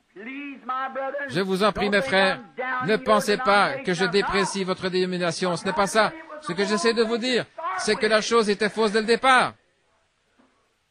Jésus a dit allez prêcher l'Évangile, et nous sommes allés former des dénominations. C'est pour cette raison-là que nous ne l'avons pas, que nous marchons selon la sagesse de l'homme. Si Calvin pouvait ressusciter. Tiens, il n'y a pas longtemps que je me suis trouvé près de la tombe d'un grand homme, un grand réformateur. Et je songeais, quel grand homme c'était. Il l'était. C'était John Wesley. Et je me suis dit, si John Wesley pouvait sortir de cette tombe aujourd'hui et qu'il voit l'état de son Église, il aurait honte de son nom. John Wesley était un homme rempli de piété, un tison arraché du feu, comme il le disait, comme il l'appelait. John Wesley était un homme saint, qui croyait en Dieu et qui le suivait pas à pas. Mais après la mort de John, ils ont dit, nous allons former une église en l'honneur de John. Nous allons former une église méthodiste, à cause de sa méthode, de la sanctification, comme seconde œuvre de la grâce. Alors ils ont formé une église, et aujourd'hui, ces hommes d'église-là renient tout ce que John Wesley représentait. John Wesley prêchait la guérison divine. John Wesley croyait au baptême du Saint-Esprit. John Wesley croyait à la restitution complète des dons. John Wesley, Martin Luther, Et beaucoup de ces grands hommes parlaient en langue et interprétaient. Et aujourd'hui, si vous parlez en langue dans une église méthodiste ou dans une église luthérienne, on vous met à la porte. Qu'est-ce qui se passe? En plein au temps où nous devrions placer des fils. Qu'est-ce qui se passe? Ils ont adopté autre chose parce qu'ils ne connaissent pas le mystère de Dieu. Et ils ne le connaîtront jamais par le moyen d'un séminaire. Laissez-moi vous lire quelque chose. Vous êtes d'accord? Très bien. J'ai écrit quelque chose ici. Voyons comment Paul, il s'agit ici de celui qui a enseigné ce message. Prenons Acte 9, 5 un instant. Cependant, Saul respirant encore la menace, ce petit juif méchant et colérique au nez crochu, les meurtres contre les disciples du Seigneur, se rendit chez le souverain sacrificateur. Et il lui demanda des lettres pour la synagogue de Damas, afin que, s'il trouvait, je vais aller à leur recherche. Si seulement je peux les trouver, oh là là, qu'est-ce que je vais leur faire? Si seulement je peux les trouver. Mais il était prédestiné. Qu'est-ce qui vous dit que le vendeur d'alcool là-bas n'est pas prédestiné à la vie? Qu'est-ce qui vous dit que la prostituée là-bas, à qui vous ne voulez même pas parler, qu'est-ce qui vous dit qu'une petite poignée de main et une invitation à venir à l'église ne ferait pas d'elle une sainte de Dieu, là-bas dans la gloire? Qu'est-ce qui vous dit qu'elle n'en est pas une? C'est ce que nous ne savons pas. Mais c'est notre devoir. Comme le pêcheur qui a jeté son filet dans la mer et qui en a retiré. Il a ramené des grenouilles, des poissons, des lézards, des araignées et tout le reste. Il y avait aussi des poissons. Il ne savait pas. Et tout ce qu'il a fait, c'est jeter le filet. C'est ce que nous faisons. Observez, Paul. Demandant des lettres pour les synagogues de Damas, afin que s'il trouvait des partisans de la nouvelle doctrine, hommes ou femmes, qu'il puisse les lier et les amener à Jérusalem. Frère, il était vraiment impitoyable. Comme il était en chemin, il s'approcha de Damas, et tout à coup, un prêtre est arrivé sur la route, le docteur F.F. Jones, et il lui a dit, il te faut une expérience de séminaire. Maintenant, mon garçon, après ça, je pense que Dieu pourrait t'utiliser. Ça serait terrible de voir un verset comme ça, n'est-ce pas? Mais ça tient autant debout, je ne dis pas ça pour plaisanter, ça tient autant debout que ce que nous en faisons aujourd'hui. Tu sais, ta mère était une brave femme, je crois que tu ferais un bon prédicateur. Regardez ce qui est arrivé. Et comme il était en chemin et qu'il s'approchait de Damas, tout à coup, une lumière. C'est surnaturel dès le départ. Une lumière venant du ciel resplendit autour de lui. Il tomba par terre, il a entendu une voix qui disait, « Saul, Saul, pourquoi me persécutes-tu » Et il a dit, « Qui es-tu, Seigneur » Et le Seigneur lui dit, « Je suis Jésus que tu persécutes. Il te serait dur de regimber contre les aiguillons. » Il était tremblant, il saisit d'effroi et il lui dit, « Seigneur, que veux-tu que je fasse » Et le Seigneur lui dit, « Lève-toi. Entre dans la ville, on te dira ce que tu vas faire. » Et les hommes qui l'accompagnaient continuèrent la route avec lui et ils trouvèrent un homme, Ananias là-bas, qui avait une vision. C'est surnaturel d'un bout à l'autre. Et ce vieux Saul, cette espèce de méchant personnage, Ananias là, avait une vision. Il avait dans sa maison. Il avait vu ça dans sa maison, c'était un prophète. Il était dans sa maison, il priait. Et il a vu un homme qui vient là-bas sur la route, il est aveugle comme une taupe et il s'appelle Saul, Saul de Tarse. Il a dit, Seigneur, j'ai entendu dire beaucoup de choses, ne m'envoie pas, je suis un petit homme, ne m'envoie pas après lui. Il a dit, mais voici, en chemin, je lui ai montré une vision. Je lui suis apparu dans la colonne de feu, je l'ai rendu aveugle. Mais alors complètement, il m'a fallu le rendre aveugle et le démolir avant que j'arrive à faire quelque chose de lui. Tu vois, il m'a fallu le débarrasser de toute sa théologie. Il était un grand homme dans une des églises là-bas, il avait tous sortes de diplômes, il n'avait aucun besoin de parfaire son éducation à quoi que ce soit. Mais il a dit, ce qu'il m'a fallu faire, c'est de sortir tout ça de lui. C'est ce qu'il fallait. Il ne s'agissait pas de lui donner plus de la chose, mais de la faire sortir de lui. Je trouve que c'est là le problème. Aujourd'hui, pour beaucoup de membres du clergé, il faut sortir ça de vous, pour que Dieu puisse mettre le Saint-Esprit à l'intérieur. Il a dit, mais cet homme-là, il est terrible. Mais voici maintenant, il prie. Tu vas aller dans une telle rue, tu vas arriver à une fontaine et passer la fontaine, il y aura à gauche, tu vas continuer. Il y aura une maison blanche, va, frappe à la porte, il y aura un homme étendu là. Pose tes mains sur lui, emmène-le à la rivière de Damas et baptise-le au nom de Jésus. En effet, je veux te dire ce que je vais faire. Il va souffrir beaucoup de choses pour moi, car il est mon messager pour les nations. Eh bien, attends une minute, Seigneur. Quelle école devrais-je lui conseiller? Je vais vous dire ce que nous allons faire. Lisons dans Galates. Voyons ce qu'il en est. Galates 1, verset 10. Voyons à quelle école Paul est allé. À quel séminaire? Et quelles sont les mains qui lui ont été imposées? Et tout ce qui s'est passé. Galates, chapitre 1. Pour gagner du temps, commençons le verset 10. Et maintenant, est-ce la faveur des hommes que je désire ou celle de Dieu? Est-ce que je cherche à plaire aux hommes? Si je cherchais encore à plaire aux hommes, je ne serais pas serviteur de Christ. Oh là là là là. Permettez-moi de dire quelque chose ici. Galates 1, chapitre 8. Combien savent que c'est Paul qui a exigé que ces gens-là se fassent rebaptiser au nom de Jésus dans Acte 19? Certainement. Prenons un peu plus haut. Au verset 8. Quand nous-mêmes ou un ange du ciel vous annoncerait un autre évangile que celui que nous vous avons prêché, qu'il soit anathème. D'où l'as-tu eu cet évangile-là, Paul? Verset 9. Nous l'avons dit précédemment et je le répète à cette heure. Si quelqu'un vous annonce un autre évangile que celui que vous avez entendu, vous avez reçu, qu'il soit anathème.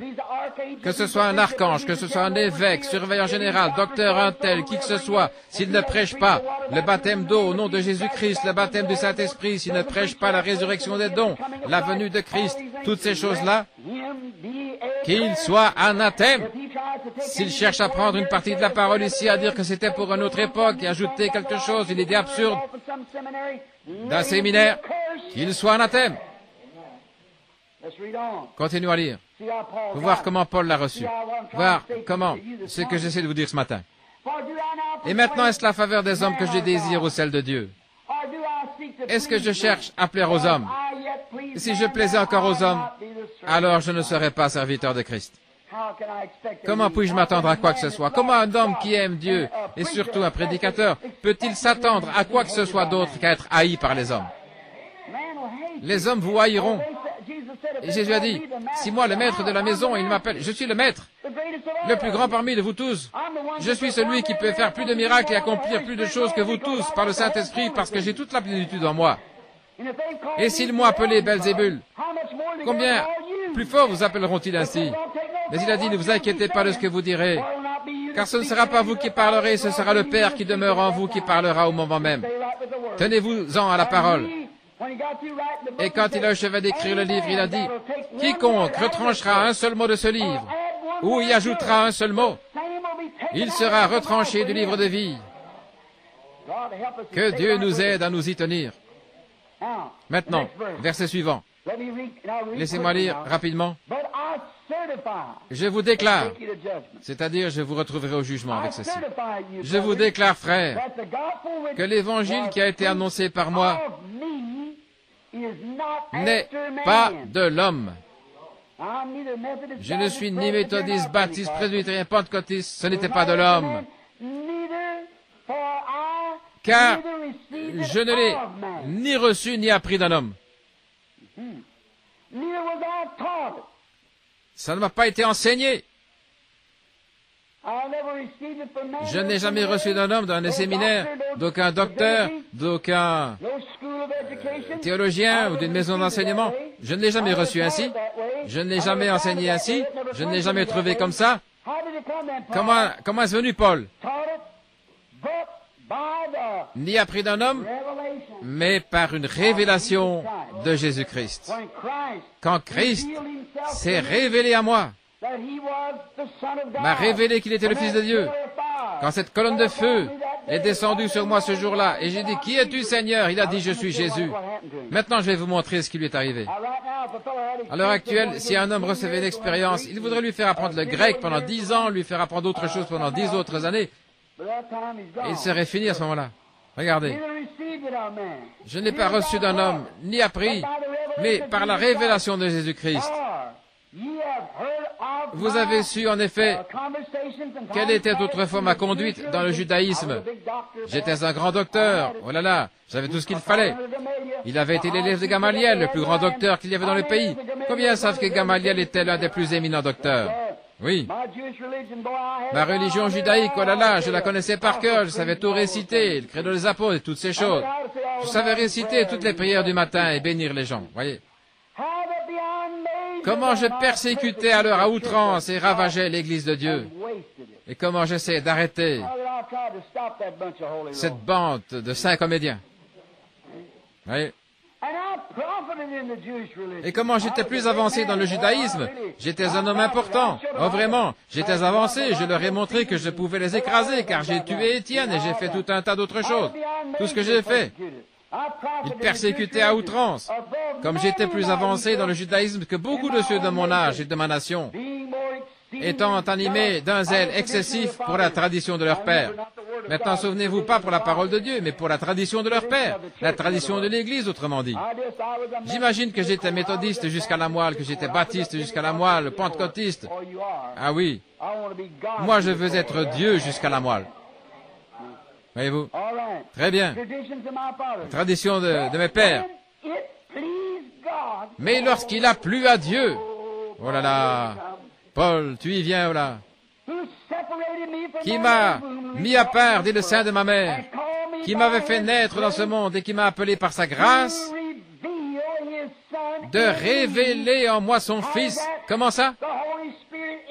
Le Saint-Esprit en moi. Il a plu à Dieu de me prendre, lui qui m'avait mis à part dès le sein de ma mère, de me donner le Fils, c'est-à-dire le Saint-Esprit, sous la forme de l'Esprit en moi, pour qu'il se révèle en moi. Oh là là. Oh, je crois que j'ai envie de crier là. Laissez-moi vous dire, frère, lorsqu'il a plu à Dieu,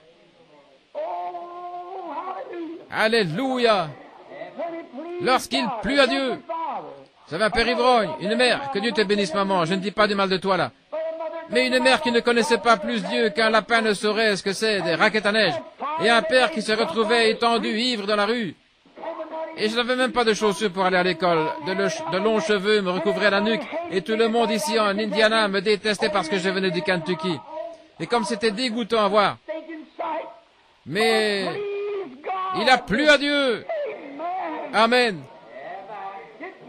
Il a plu à Dieu qui m'avait mis à part dès le sein de ma mère, de révéler son Fils en moi, en faisant de moi un ministre de la parole, qui s'en tiendrait directement à elle, par lequel il montrerait des visions, des signes, des prodiges et des miracles. Ah là là. Voyez-vous de quoi il parle? Il a plu à Dieu de faire ça. Écoutez attentivement. Verset 16. De révéler son Fils en moi, afin que je l'annonce parmi les païens. Aussitôt, je ne consultais point l'Église. Je ne suis pas du tout allé voir un évêque pour lui demander quoi faire.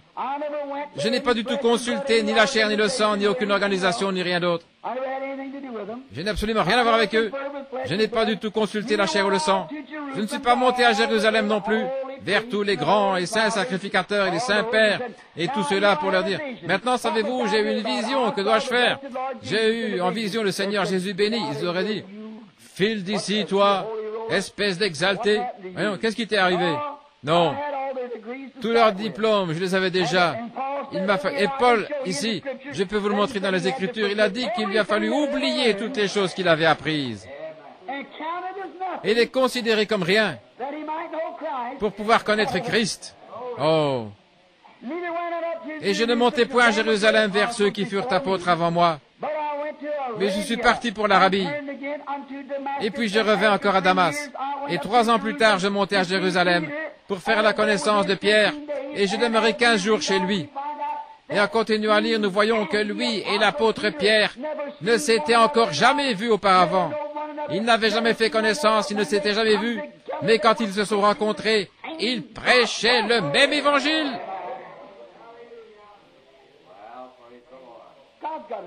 Dieu a une école. Oui. Ici, il y avait Pierre qui était là le jour de la Pentecôte, disant, repentez-vous chacun de vous, et soyez baptisés au nom de Jésus-Christ pour la rémission de vos péchés, et vous recevrez le don du Saint-Esprit. Philippe a dit, oh, comme c'est glorieux. Moi aussi, je dois faire quelque chose. J'ai reçu un appel pour la Samarie. Il est allé, il s'est mis à témoigner dans la rue. Et tout à coup, une personne malade est arrivée, il lui a posé les mains, et le voilà qui se met à sauter, à bondir. Il dit, gloire à Dieu, ça y est. Il s'est mis à avoir une réunion glorieuse. Il a dit, il vous faut tous le Saint-Esprit. Vous devez être baptisés au nom de Jésus. Alors il les a tous emmenés là-bas, il les a tous baptisés au nom de Jésus. Il a dit, viens Pierre, impose-leur les mains ici, et ils ont reçu le Saint-Esprit. Pierre, là, dans la maison de Corneille, la même chose. Paul ne l'avait même jamais vu, et il n'avait jamais entendu parler de lui. Mais il a traversé les contrées supérieures d'Éphèse, et il a rencontré quelques disciples. Il a rencontré un prédicateur baptiste, c'est bien ce qu'il était, Apollos, un homme de loi, converti, intelligent, brillant, qui se servait de l'Ancien Testament pour prouver que Jésus était le Fils de Dieu, oui. Un homme intelligent, il jubilait, il était dans la joie. La Bible le dit. Lisez les chapitres 18 et 19 des Actes et vous verrez que c'est comme ça. Ils étaient dans la joie, ils dansaient dans l'esprit, ils couraient partout, vous savez. Paul a dit, mais avez-vous reçu le Saint-Esprit depuis que vous avez cru? Et vous, les frères baptistes, qui essayez de faire avaler ça aux gens, de leur dire que le texte grec dit, avez-vous reçu le Saint-Esprit quand vous avez cru? Je vous mets au défi de m'apporter le texte grec. J'ai le texte grec original dans ma possession. J'ai aussi l'araméen et l'hébreu. Dans chacun d'eux, il est dit, avez-vous reçu le Saint-Esprit depuis que vous avez cru? C'est par la foi que vous êtes sauvés. Votre foi en Dieu. Le sang vous garde pur du péché parce qu'il agit comme sacrifice. Le sang ne vous sauve pas, le sang vous garde pur. Vous êtes sauvés, comment dites-vous? C'est par la foi que vous êtes sauvés, et ce, par la préscience de Dieu, qui vous a appelé, vous êtes sauvés, et le sang fait l'expiation, il vous garde constamment pur, et puis, d'un seul esprit, vous êtes baptisés pour entrer dans le Saint-Esprit, dans la communion avec les croyants, dans la communion avec le Saint-Esprit, afin d'être conduits par l'Esprit, accomplissant des signes et des prodiges. Attendant, continuez à avancer, attendez quelque chose. On va voir ça dans un instant. Je l'espère en tout cas. C'est à cette heure-ci que je t'avais demandé de me faire signe, n'est-ce pas? Je viens justement de regarder l'heure. Encore un peu plus. Combien de temps dure-t-il ce salut? Quel genre de salut est-ce? D'une église à l'autre? Prenons Hébreux 9, 11, une minute. On va aller voir combien de temps. Prendre simplement quelques minutes. Prenons le livre des Hébreux. Voyons combien de temps ce salut dure. Quelle sorte de salut c'est? Lisons Hébreux 9, 11. Mais Christ est devenu souverain sacrificateur des biens à venir. Il a traversé le tabernacle le plus grand et plus parfait, qui n'est pas construit de main d'homme. C'est-à-dire, c'est encore Paul qui enseigne ici, qui n'est pas de la création. Il est entré une fois par son propre sang. Combien de fois? Il est entré une fois pour toutes, ayant obtenu le salut pour une semaine, jusqu'au prochain réveil. Quelle sorte? Éternel, une rédemption éternelle. Le mot éternel, qu'est-ce que ça veut dire? En Christ, après que j'ai cru, nul ne peut appeler Jésus le Christ si ce n'est par le Saint-Esprit. C'est pour ça qu'il y a trois sortes de croyants, les incroyants, les soi-disant croyants et les croyants. Mais ceux qui ont cru jusqu'à recevoir la vie éternelle, ils sont entrés dans le parvis. Prenez l'ancien tabernacle. Quelle était la première chose qu'ils faisaient? Ils entraient dans le parvis, ceux des nations. Ensuite, il y avait l'autel d'airain, où on lavait le sacrifice à la cuve d'or. Ensuite, on tuait le sacrifice et on faisait l'aspersion du sang sur l'autel. Et puis, une fois chaque année, Aaron, oint. Oh là là. Avec quoi? Du parfum de la rose de Saron, d'une huile précieuse composée de parfum. On la versait sur sa tête et elle descendait jusqu'au bord de son vêtement. Regardez bien. Une fois chaque année, cet homme devait aller au-delà du voile, là, en portant devant lui le sang pour le propitiatoire. Une année, il est allé avec son bâton, il l'avait oublié là, et quand ils sont retournés le chercher, ils avaient déjà poussé des boutons et produit des fleurs. Un vieux bâton qu'il avait eu avec lui dans le désert pendant peut-être 40 ans. Il est resté là dans le lieu saint. Regardez. Quand ils apportaient le sang de l'alliance, le sang. Il fallait être oint. Et il portait des vêtements avec des petites clochettes, une grenade et une clochette. Et cet homme devait marcher de manière à ce que chaque fois qu'il déplaçait la jambe, qu'il se déplaçait comme ceci pour faire un pas, elle faisait comme une musique, Saint, Saint, Saint à l'Éternel, Saint, Saint, Saint à l'Éternel, Saint, Saint, Saint à l'Éternel. Oh là là! Qu'est-ce que je suis en train de dire? Écoutez ceci, Branham Tabernacle. Vous avez eu votre chance. Une fois qu'un homme a été oint du Saint-Esprit, pour être adopté dans la famille de Dieu, pour être placé positionnellement par le Père et établi à son service, avec un but à atteindre dans la vie, ou ce à quoi Dieu l'a appelé, sa marche doit être Saint, Saint, Saint à l'Éternel. Saint, Saint, Saint à l'Éternel. Tu dois te détourner de ce côté-ci. Saint, Saint à l'Éternel. Tu dois croire tout ce que l'Ancien dit ceci. Mais Saint, Saint, Saint à l'Éternel. Que sa parole passe avant. Qu'elle soit tout pour vous. Enfouie, bien établie dans votre cœur. Votre marche doit se faire dans la parole. Saint, Saint, Saint à l'Éternel. Oh, si tu acceptes seulement de venir ici, je vais te dire ce qu'on va faire. On va organiser, te prendre dans notre organisation. Tu seras un homme important. Saint, Saint, Saint à l'Éternel. Saint, Saint à l'Éternel. Vous continuez d'avancer. Ce que les gens peuvent dire, ça ne change rien. Retire ces bandes, fais ceci, fais cela. Saint, Saint, Saint à l'Éternel. Vous avez les yeux fixés au calvaire. Rien ne vous arrêtera. La façon même dont vous marchez votre vie, vous marchez sur le chemin du roi. Loin de la précieuse huile de l'onction, vous vous avancez dans le lieu très saint. Wow. Amen. Très bien. Paul a dit qu'il n'avait pas reçu ceci d'un homme. Qu'est-ce qu'il dit? On revient à Galates maintenant, à notre leçon. Nous ayant fait connaître le mystère de sa volonté. Sa volonté, qu'est-ce que c'est? Fait connaître le mystère de sa volonté. Verset 9. Je vais me dépêcher rapidement maintenant. Parce que nous sommes tard. Oh, chaque parole est tellement une pépite. Vous pouvez simplement continuer à la polir. Vous pouvez creuser. Vous pouvez prendre une parole ici, vous reporter à la Genèse et la polir. Vous reporter à l'Exode et la polir encore. Vous pouvez au Lévitique, la polir encore. Vous arrivez à l'Apocalypse.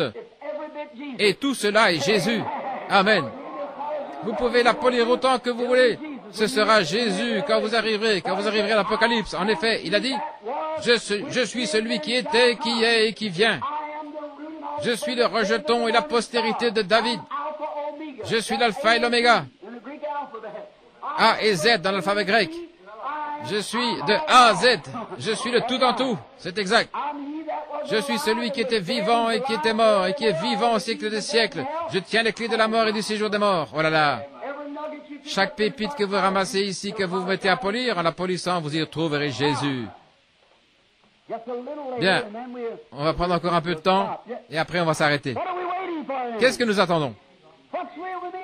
Pourquoi êtes-vous ici à la réunion? Quel est le but? Après quoi le monde soupire-t-il? Pourquoi la bombe atomique est-elle suspendue là? Pourquoi les molécules et les atomes? De quoi s'agit-il? Prenez Romains chapitre 8. Qu'est-ce que tout cela attend? Qu'est-ce que toutes ces choses attendent? Quelle heure est-il? Romains 8. Commençons à lire. Je dirais...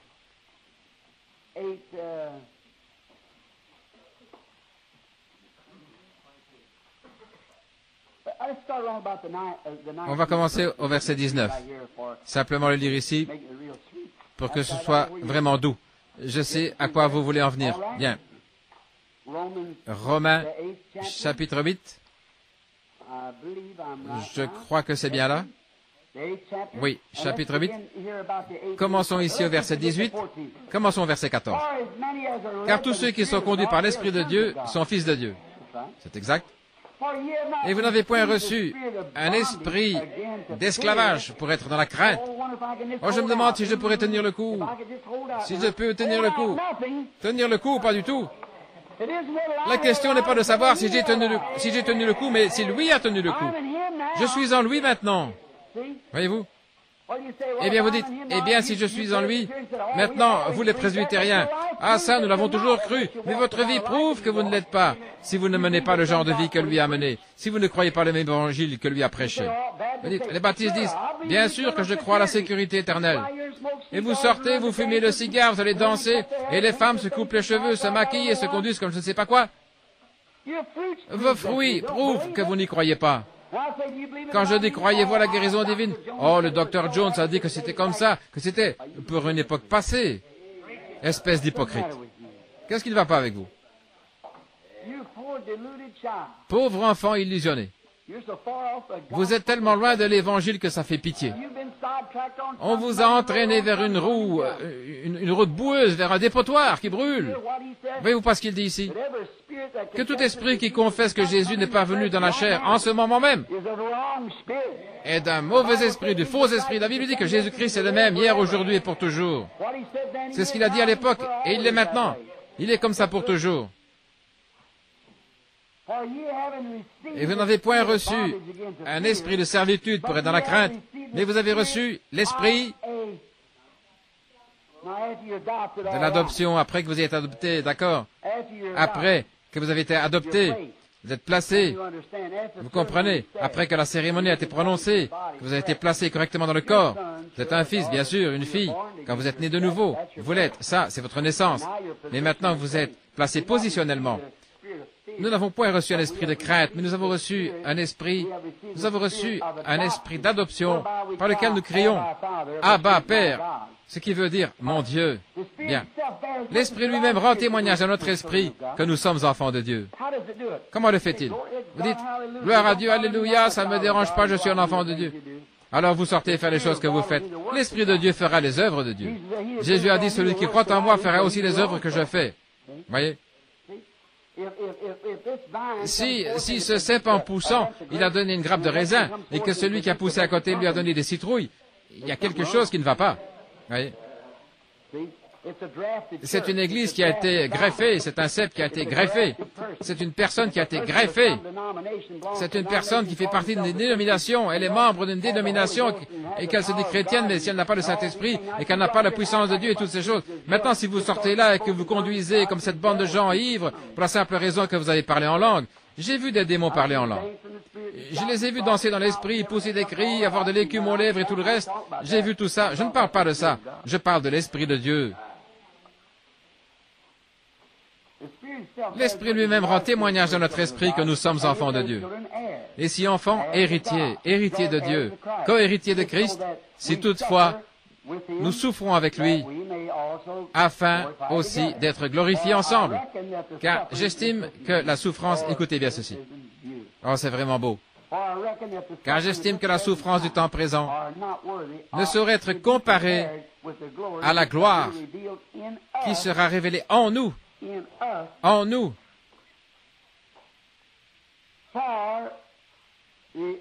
Aussi, la création attend-elle avec un ardent désir. Il y a un petit renvoi dans la note ici, la création, oui, le bon mot selon les Grecs. La création attend-elle avec un ardent désir la manifestation des fils de Dieu. Qu'est-ce que tout attend? Qu'est-ce que toute la création attend? Les manifestations des fils de Dieu. Elle attend que l'Église prenne sa position. Qui était le Fils de Dieu? Adam, où était son empire? La terre. Il avait la domination sur la terre, n'est-ce pas vrai? Il n'était pas Elohim à ce moment-là. Il était Jéhovah. Voyez-vous? C'est-à-dire, je suis Dieu, et j'en ai créé des plus petits qui me sont assujettis, et je leur ai donné autorité. La domination, c'est leur domaine. Sur quoi ils ont autorité? C'est la terre. Et toute la création attend que les fils de Dieu soient manifestés. Oh là là!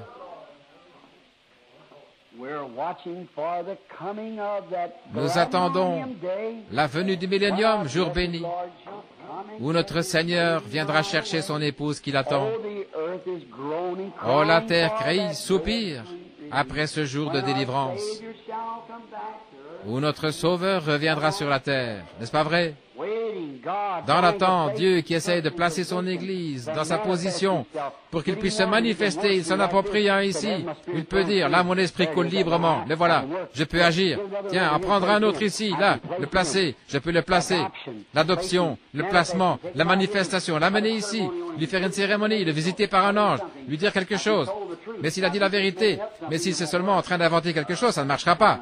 Non, non, non, ça ne marchera pas. On en a eu beaucoup. Mais je parle de manifestation des fils de Dieu.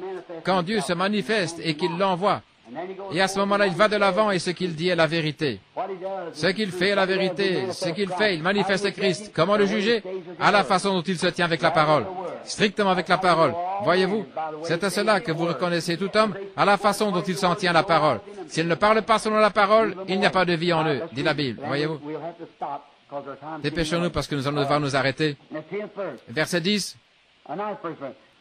plutôt le verset 9. Nous ayant fait connaître le mystère de sa volonté, de nous adopter selon le bon plaisir qu'il avait formé en lui-même.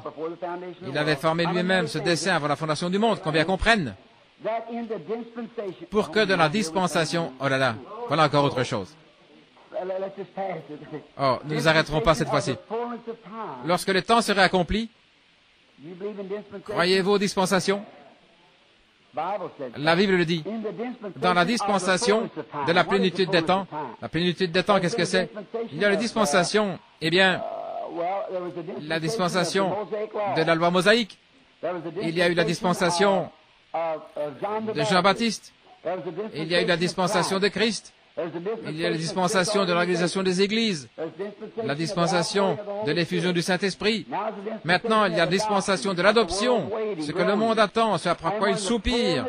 Et lorsque les temps seront accomplis, dans la dispensation de la plénitude du temps, cette plénitude du temps, qu'est-ce que c'est?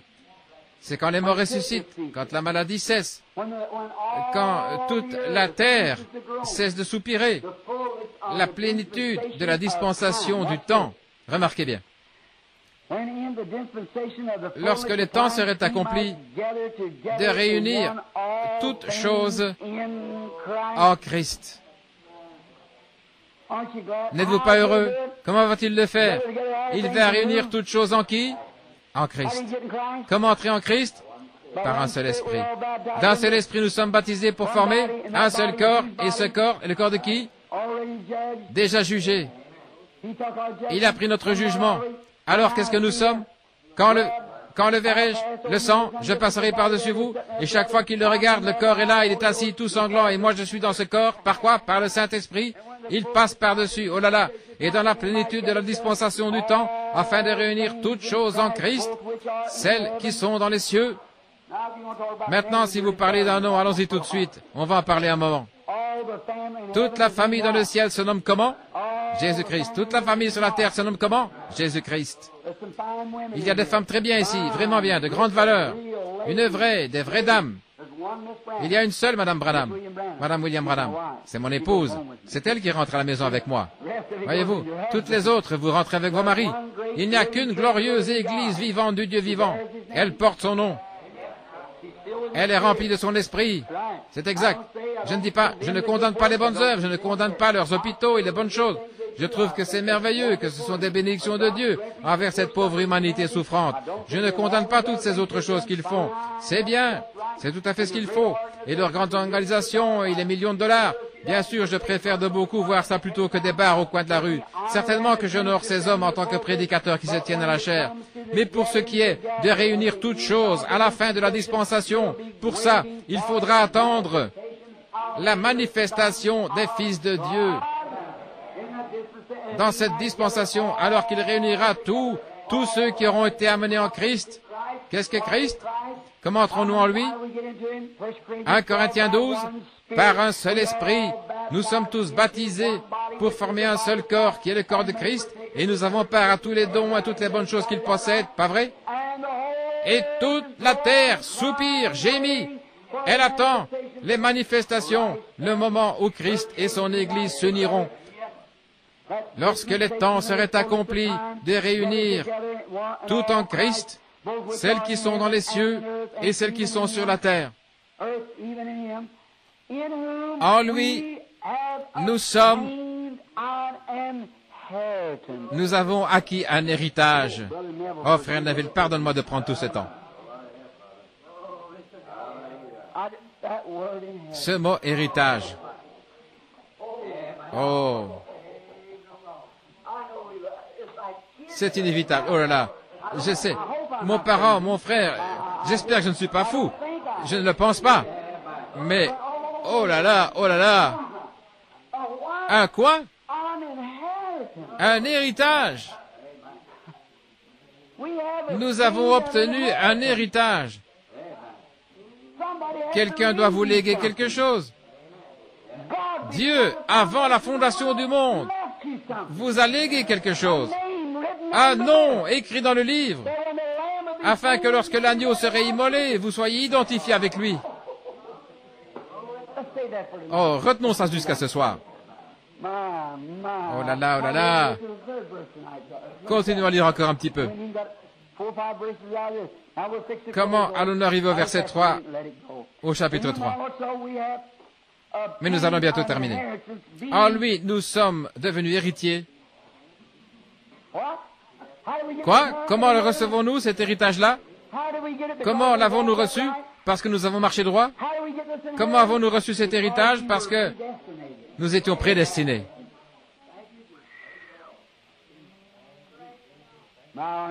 Mes frères arméniens, je sais que c'est vraiment dur à entendre.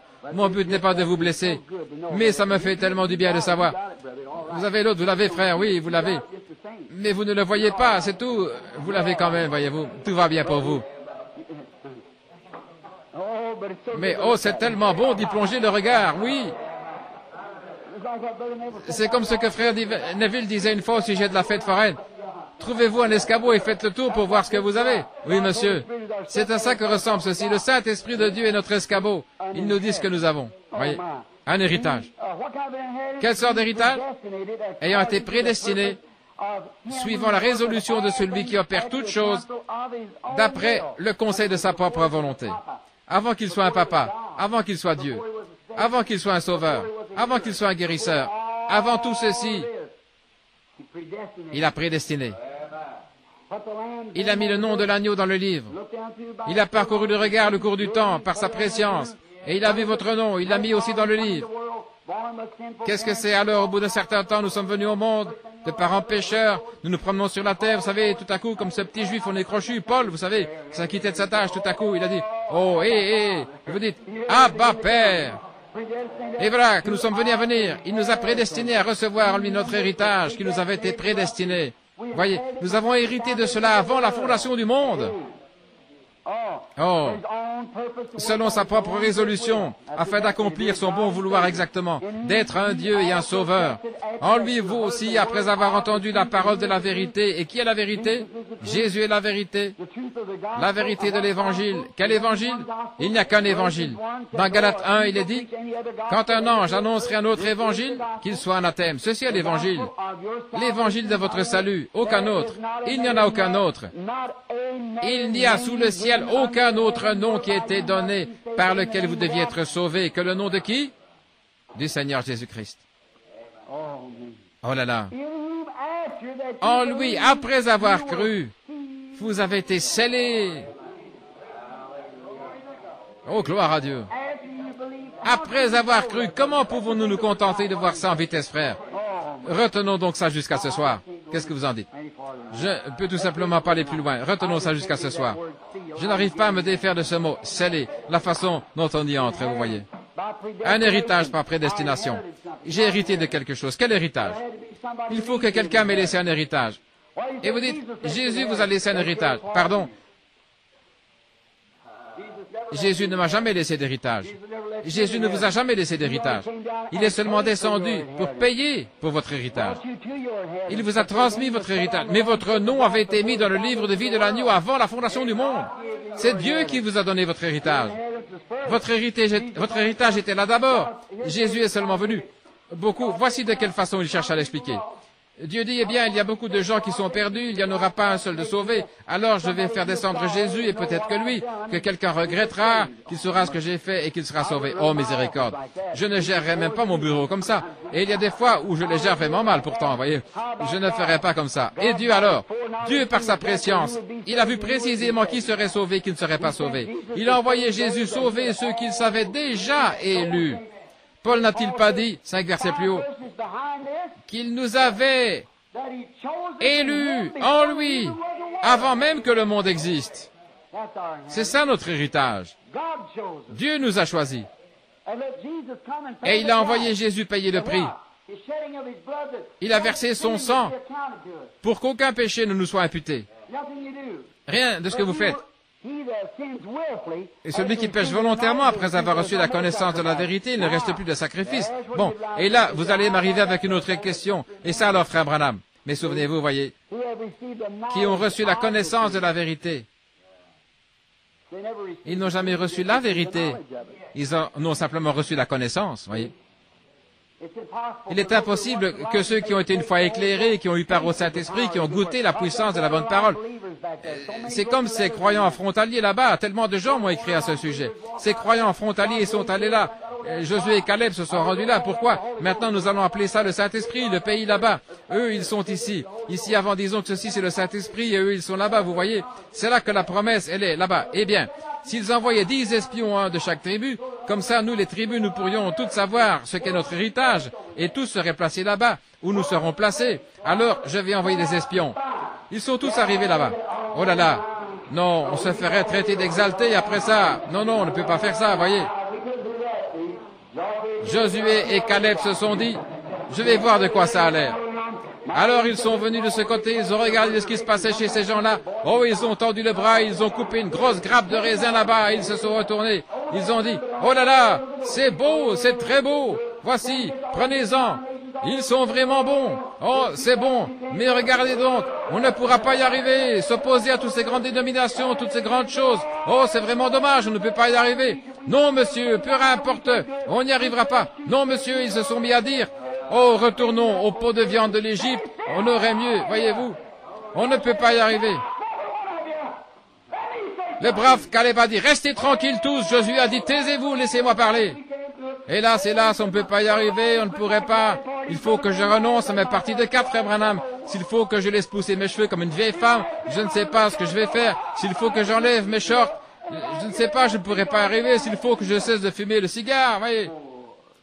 Pauvre spécimen de délivrance que vous êtes. Je ne peux vraiment pas. Josué a dit, oh, c'est beau là-bas, alléluia, nous pouvons nous en emparer. Comment ça? Ceux-là, ils regardaient les grandes villes qui étaient fortifiées, alors que Josué et Caleb regardaient une promesse que Dieu avait faite. Tenez-vous à la promesse. Qui que vous soyez, tenez-vous à la parole. Car Pierre a dit, repentez-vous chacun de vous et soyez baptisés au nom de Jésus-Christ pour la rémission de vos péchés. Car la promesse est pour vous. Quel pays promis? Pour vos enfants et pour ceux qui sont au loin, en aussi grand nombre que le Seigneur notre Dieu les appellera. Ne vous vexez pas, là je vous en prie. Et je termine avec ceci. Vous les pèlerins de la sainteté, les Nazaréens, vous êtes venus jusque-là dans la sanctification. Vous êtes avancés jusqu'ici, même jusqu'au point où vous voyez les raisins, et puis vous avez fait demi-tour. Et vous êtes retournés. Vous voyez ce qui est arrivé? C'est ça le problème. Vous n'êtes jamais entré dans le pays. Montrez-moi un seul Nazaréen, ou un seul pèlerin de la sainteté, ou un seul de ceux qu'ils ont sur le terrain aujourd'hui, qui a de grandes campagnes de guérison avec des signes, des prodiges. Montrez-moi-en un seul. Vous vous êtes adapté à l'Égypte, vous êtes retourné au pot d'Aï, vous vous êtes arrêté à Kadesh Barnéa, c'est exact. Regardez bien, dans Hébreux 6. Car il est impossible que ceux qui ont été une fois éclairés. Vous saviez à quoi vous en tenir. Si vous ne le saviez pas, vous le savez maintenant. et qui ont eu part et qui ont goûté les dons célestes. Goûté, voyez. Les gens vont à l'église, ils sont assis là et ils disent, vous savez, il se pourrait qu'ils aient raison. Il se pourrait que ce soit différent. Ça pourrait tout de même, je vais vous dire. Il faut avoir beaucoup de foi pour faire ça.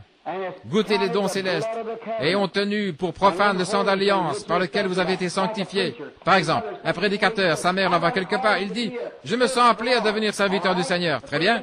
La première chose à faire, je vais me mettre à faire des lessives, mon chéri. Je vais t'envoyer étudier. La pire chose qu'elle ait jamais faite. C'est exact. Ils vont faire sortir de lui tout ce que Dieu essaie de mettre en lui. Ensuite, regardez. Car, si nous péchons volontairement, après avoir reçu la connaissance de la vérité, la connaissance, l'avoir vu dans l'Écriture, le savoir, la Bible dit qu'il est le même hier, aujourd'hui, éternellement. Voir cela, c'est la connaissance de la vérité, de le voir, et que nous nous détournions et tenions pour profane le sang d'alliance, un homme qui dit, oh oui, je crois en Dieu, très bien, vous faites le premier pas. Bien sûr, je crois à la sanctification. D'accord, vous êtes à la frontière. Vous êtes venu jusqu'ici, vous êtes prêt à recevoir le Saint-Esprit. Mais vous regardez et vous dites, oh, je ne sais pas vraiment sûr s'il faut que je me conduise comme... Je ne sais pas, vous savez comment ils appellent ces gens-là? Oh, je ne sais pas si je pourrais faire ça. Non, je crois que je vais simplement aller adhérer. Oui. Vous savez ce qui arrive? Il est impossible que ceux-là entrent un jour. Ils ont péché au-delà de leur jour de grâce. La Bible le dit. Je sais que c'est dur à entendre, mais la Bible dit, ils ont goûté les dons célestes et ont tenu pour profane le sang de l'alliance. Ils disent, je crois à la sanctification, une bonne vie propre. Bien sûr, quand vous avez vu le baptême du Saint-Esprit, le baptême et toutes ces choses qu'il y a dans la Bible, et qu'ensuite, vous avez fait quoi? Vous avez tenu pour profane le sang de l'alliance par lequel vous avez été sanctifiés. Mais qu'est-ce qui vous a fait monter jusque-là, mon ami? Qu'est-ce qui vous a gardé empêché d'être un vil pécheur? Qu'est-ce qui a retiré le péché de votre vie? La cigarette, l'alcool, les femmes, retiré de votre vie, les choses qui ne devraient pas y être. Qu'est-ce qui a fait ça? Le sang de l'alliance. Ensuite, vous êtes venu assez près pour goûter les raisins de l'autre pays. Et vous avez honte de l'Évangile. Vous avez peur de votre dénomination. Que Dieu ait miséricorde. Oui, monsieur. Vous avez tenu pour profane le sang de l'alliance et outragé les œuvres de la grâce. Il est impossible que celui-là entre un jour dans le pays. Qu'est-ce qui s'est passé? Je vous pose une question. Moi, je suis un typologue. Et tout homme qui connaît la Bible est un typologue. Est-ce qu'un seul de ces hommes-là est entré dans le pays promis? Pas un seul. Qui l'a fait? Qui est entré?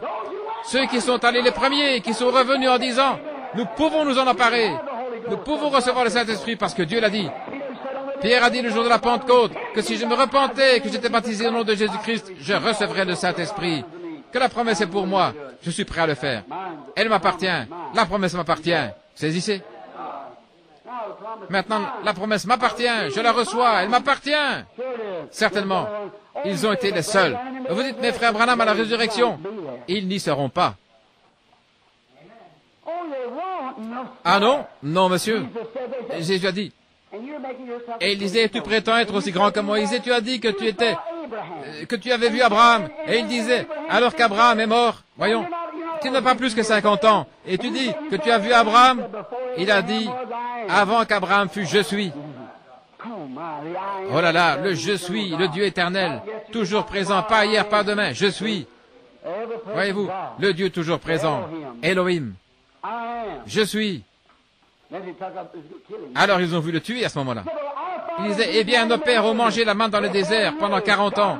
Dieu a fait descendre du pain directement du ciel, il les a nourris. Ils allaient à l'église, ils étaient bons membres d'église pendant 40 ans. Ma vieille maman est morte dans cette église et tout le reste. Mes pères ont mangé la manne dans le désert pendant 40 ans. Et Jésus a dit, et ils sont tous morts. Mort, ça veut dire la séparation éternelle.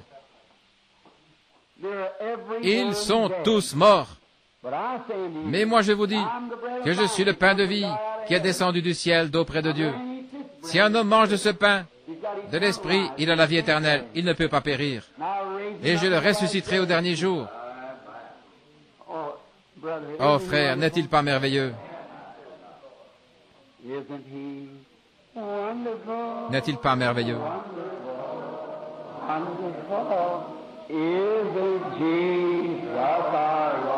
Jésus notre Seigneur, n'est-il pas merveilleux? Les yeux l'ont vu, les oreilles l'ont entendu. Je l'ai lu dans sa parole. Jésus notre Seigneur, n'est-il pas merveilleux? Pas vrai? Nous voyons son esprit de discernement qui se déplace au milieu de nous. Nous le voyons accomplir des miracles, des signes et des prodiges. Nous l'entendons directement tiré de la parole ici, et vous envoyez la confirmation. Oh là là!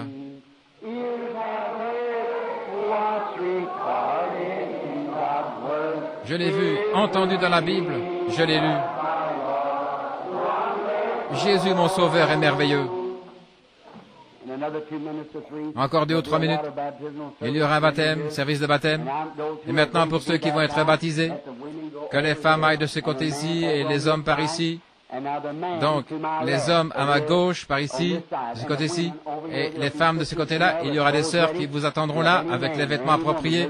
Alors, s'il y a un homme ou une femme ici ce matin, et vous êtes convaincus, vous croyez à la parole de Dieu, et vous croyez que Dieu tient sa promesse, qui dit que si un homme se repent complètement de tout son péché, à ce moment-là, le sang n'a encore rien accompli. Non, c'est seulement votre foi en Dieu. Dieu qui appelle. Le souffle de Dieu. Il vous appelle. Je n'ai jamais été baptisé. Mais si seulement je pouvais commencer à agir différemment. Oui, vous faites marche arrière. Vous faites demi-tour, vous prenez un nouveau départ. Oui. Eh bien, je ne l'avais jamais vu, tout à fait comme ça. Eh bien, cher frère, je voudrais que vous montriez un seul passage de l'Écriture ou quiconque. C'est ce que je propose depuis 30 et un an de ministère autour du monde, devant les évêques et tout. Ou une seule personne n'a jamais été baptisée autrement que dans le nom de Jésus-Christ. Et tous ceux qui n'avaient pas été baptisés dans le nom de Jésus-Christ devaient venir se faire rebaptiser à nouveau dans le nom. Dieu n'a eu qu'un seul nom, et son nom est Jésus. C'était son Fils. Il a pris le nom de son Fils. Dieu. Maintenant, Jésus, le corps, était un homme. Nous savons cela. C'était le Fils de Dieu qui avait été couvert de son ombre. Or, nous ne croyons pas à une unité comme celle dont parlent les gens qui disent que Dieu est comme votre doigt. Nous croyons qu'il y a 3 attributs de Dieu. 3 attributs dans lesquels il s'est manifesté. Mais il y a un seul Dieu. C'est juste. Nous ne croyons pas. Je vais l'exprimer comme ceci. Nous croyons que Dieu a existé en 3 fonctions. Il y a un office sur la terre, à un moment donné. Maintenant, les femmes allaient de ce côté-ci et les hommes de l'autre côté, ceux qui doivent se préparer pour le baptême. Maintenant, Dieu a eu 3 offices. L'un s'appelait la paternité ou la dispensation du Père. L'autre s'appelait la filiation. Et l'autre s'appelait le Saint-Esprit. Maintenant, aujourd'hui, dans quelle dispensation œuvre le Père aujourd'hui?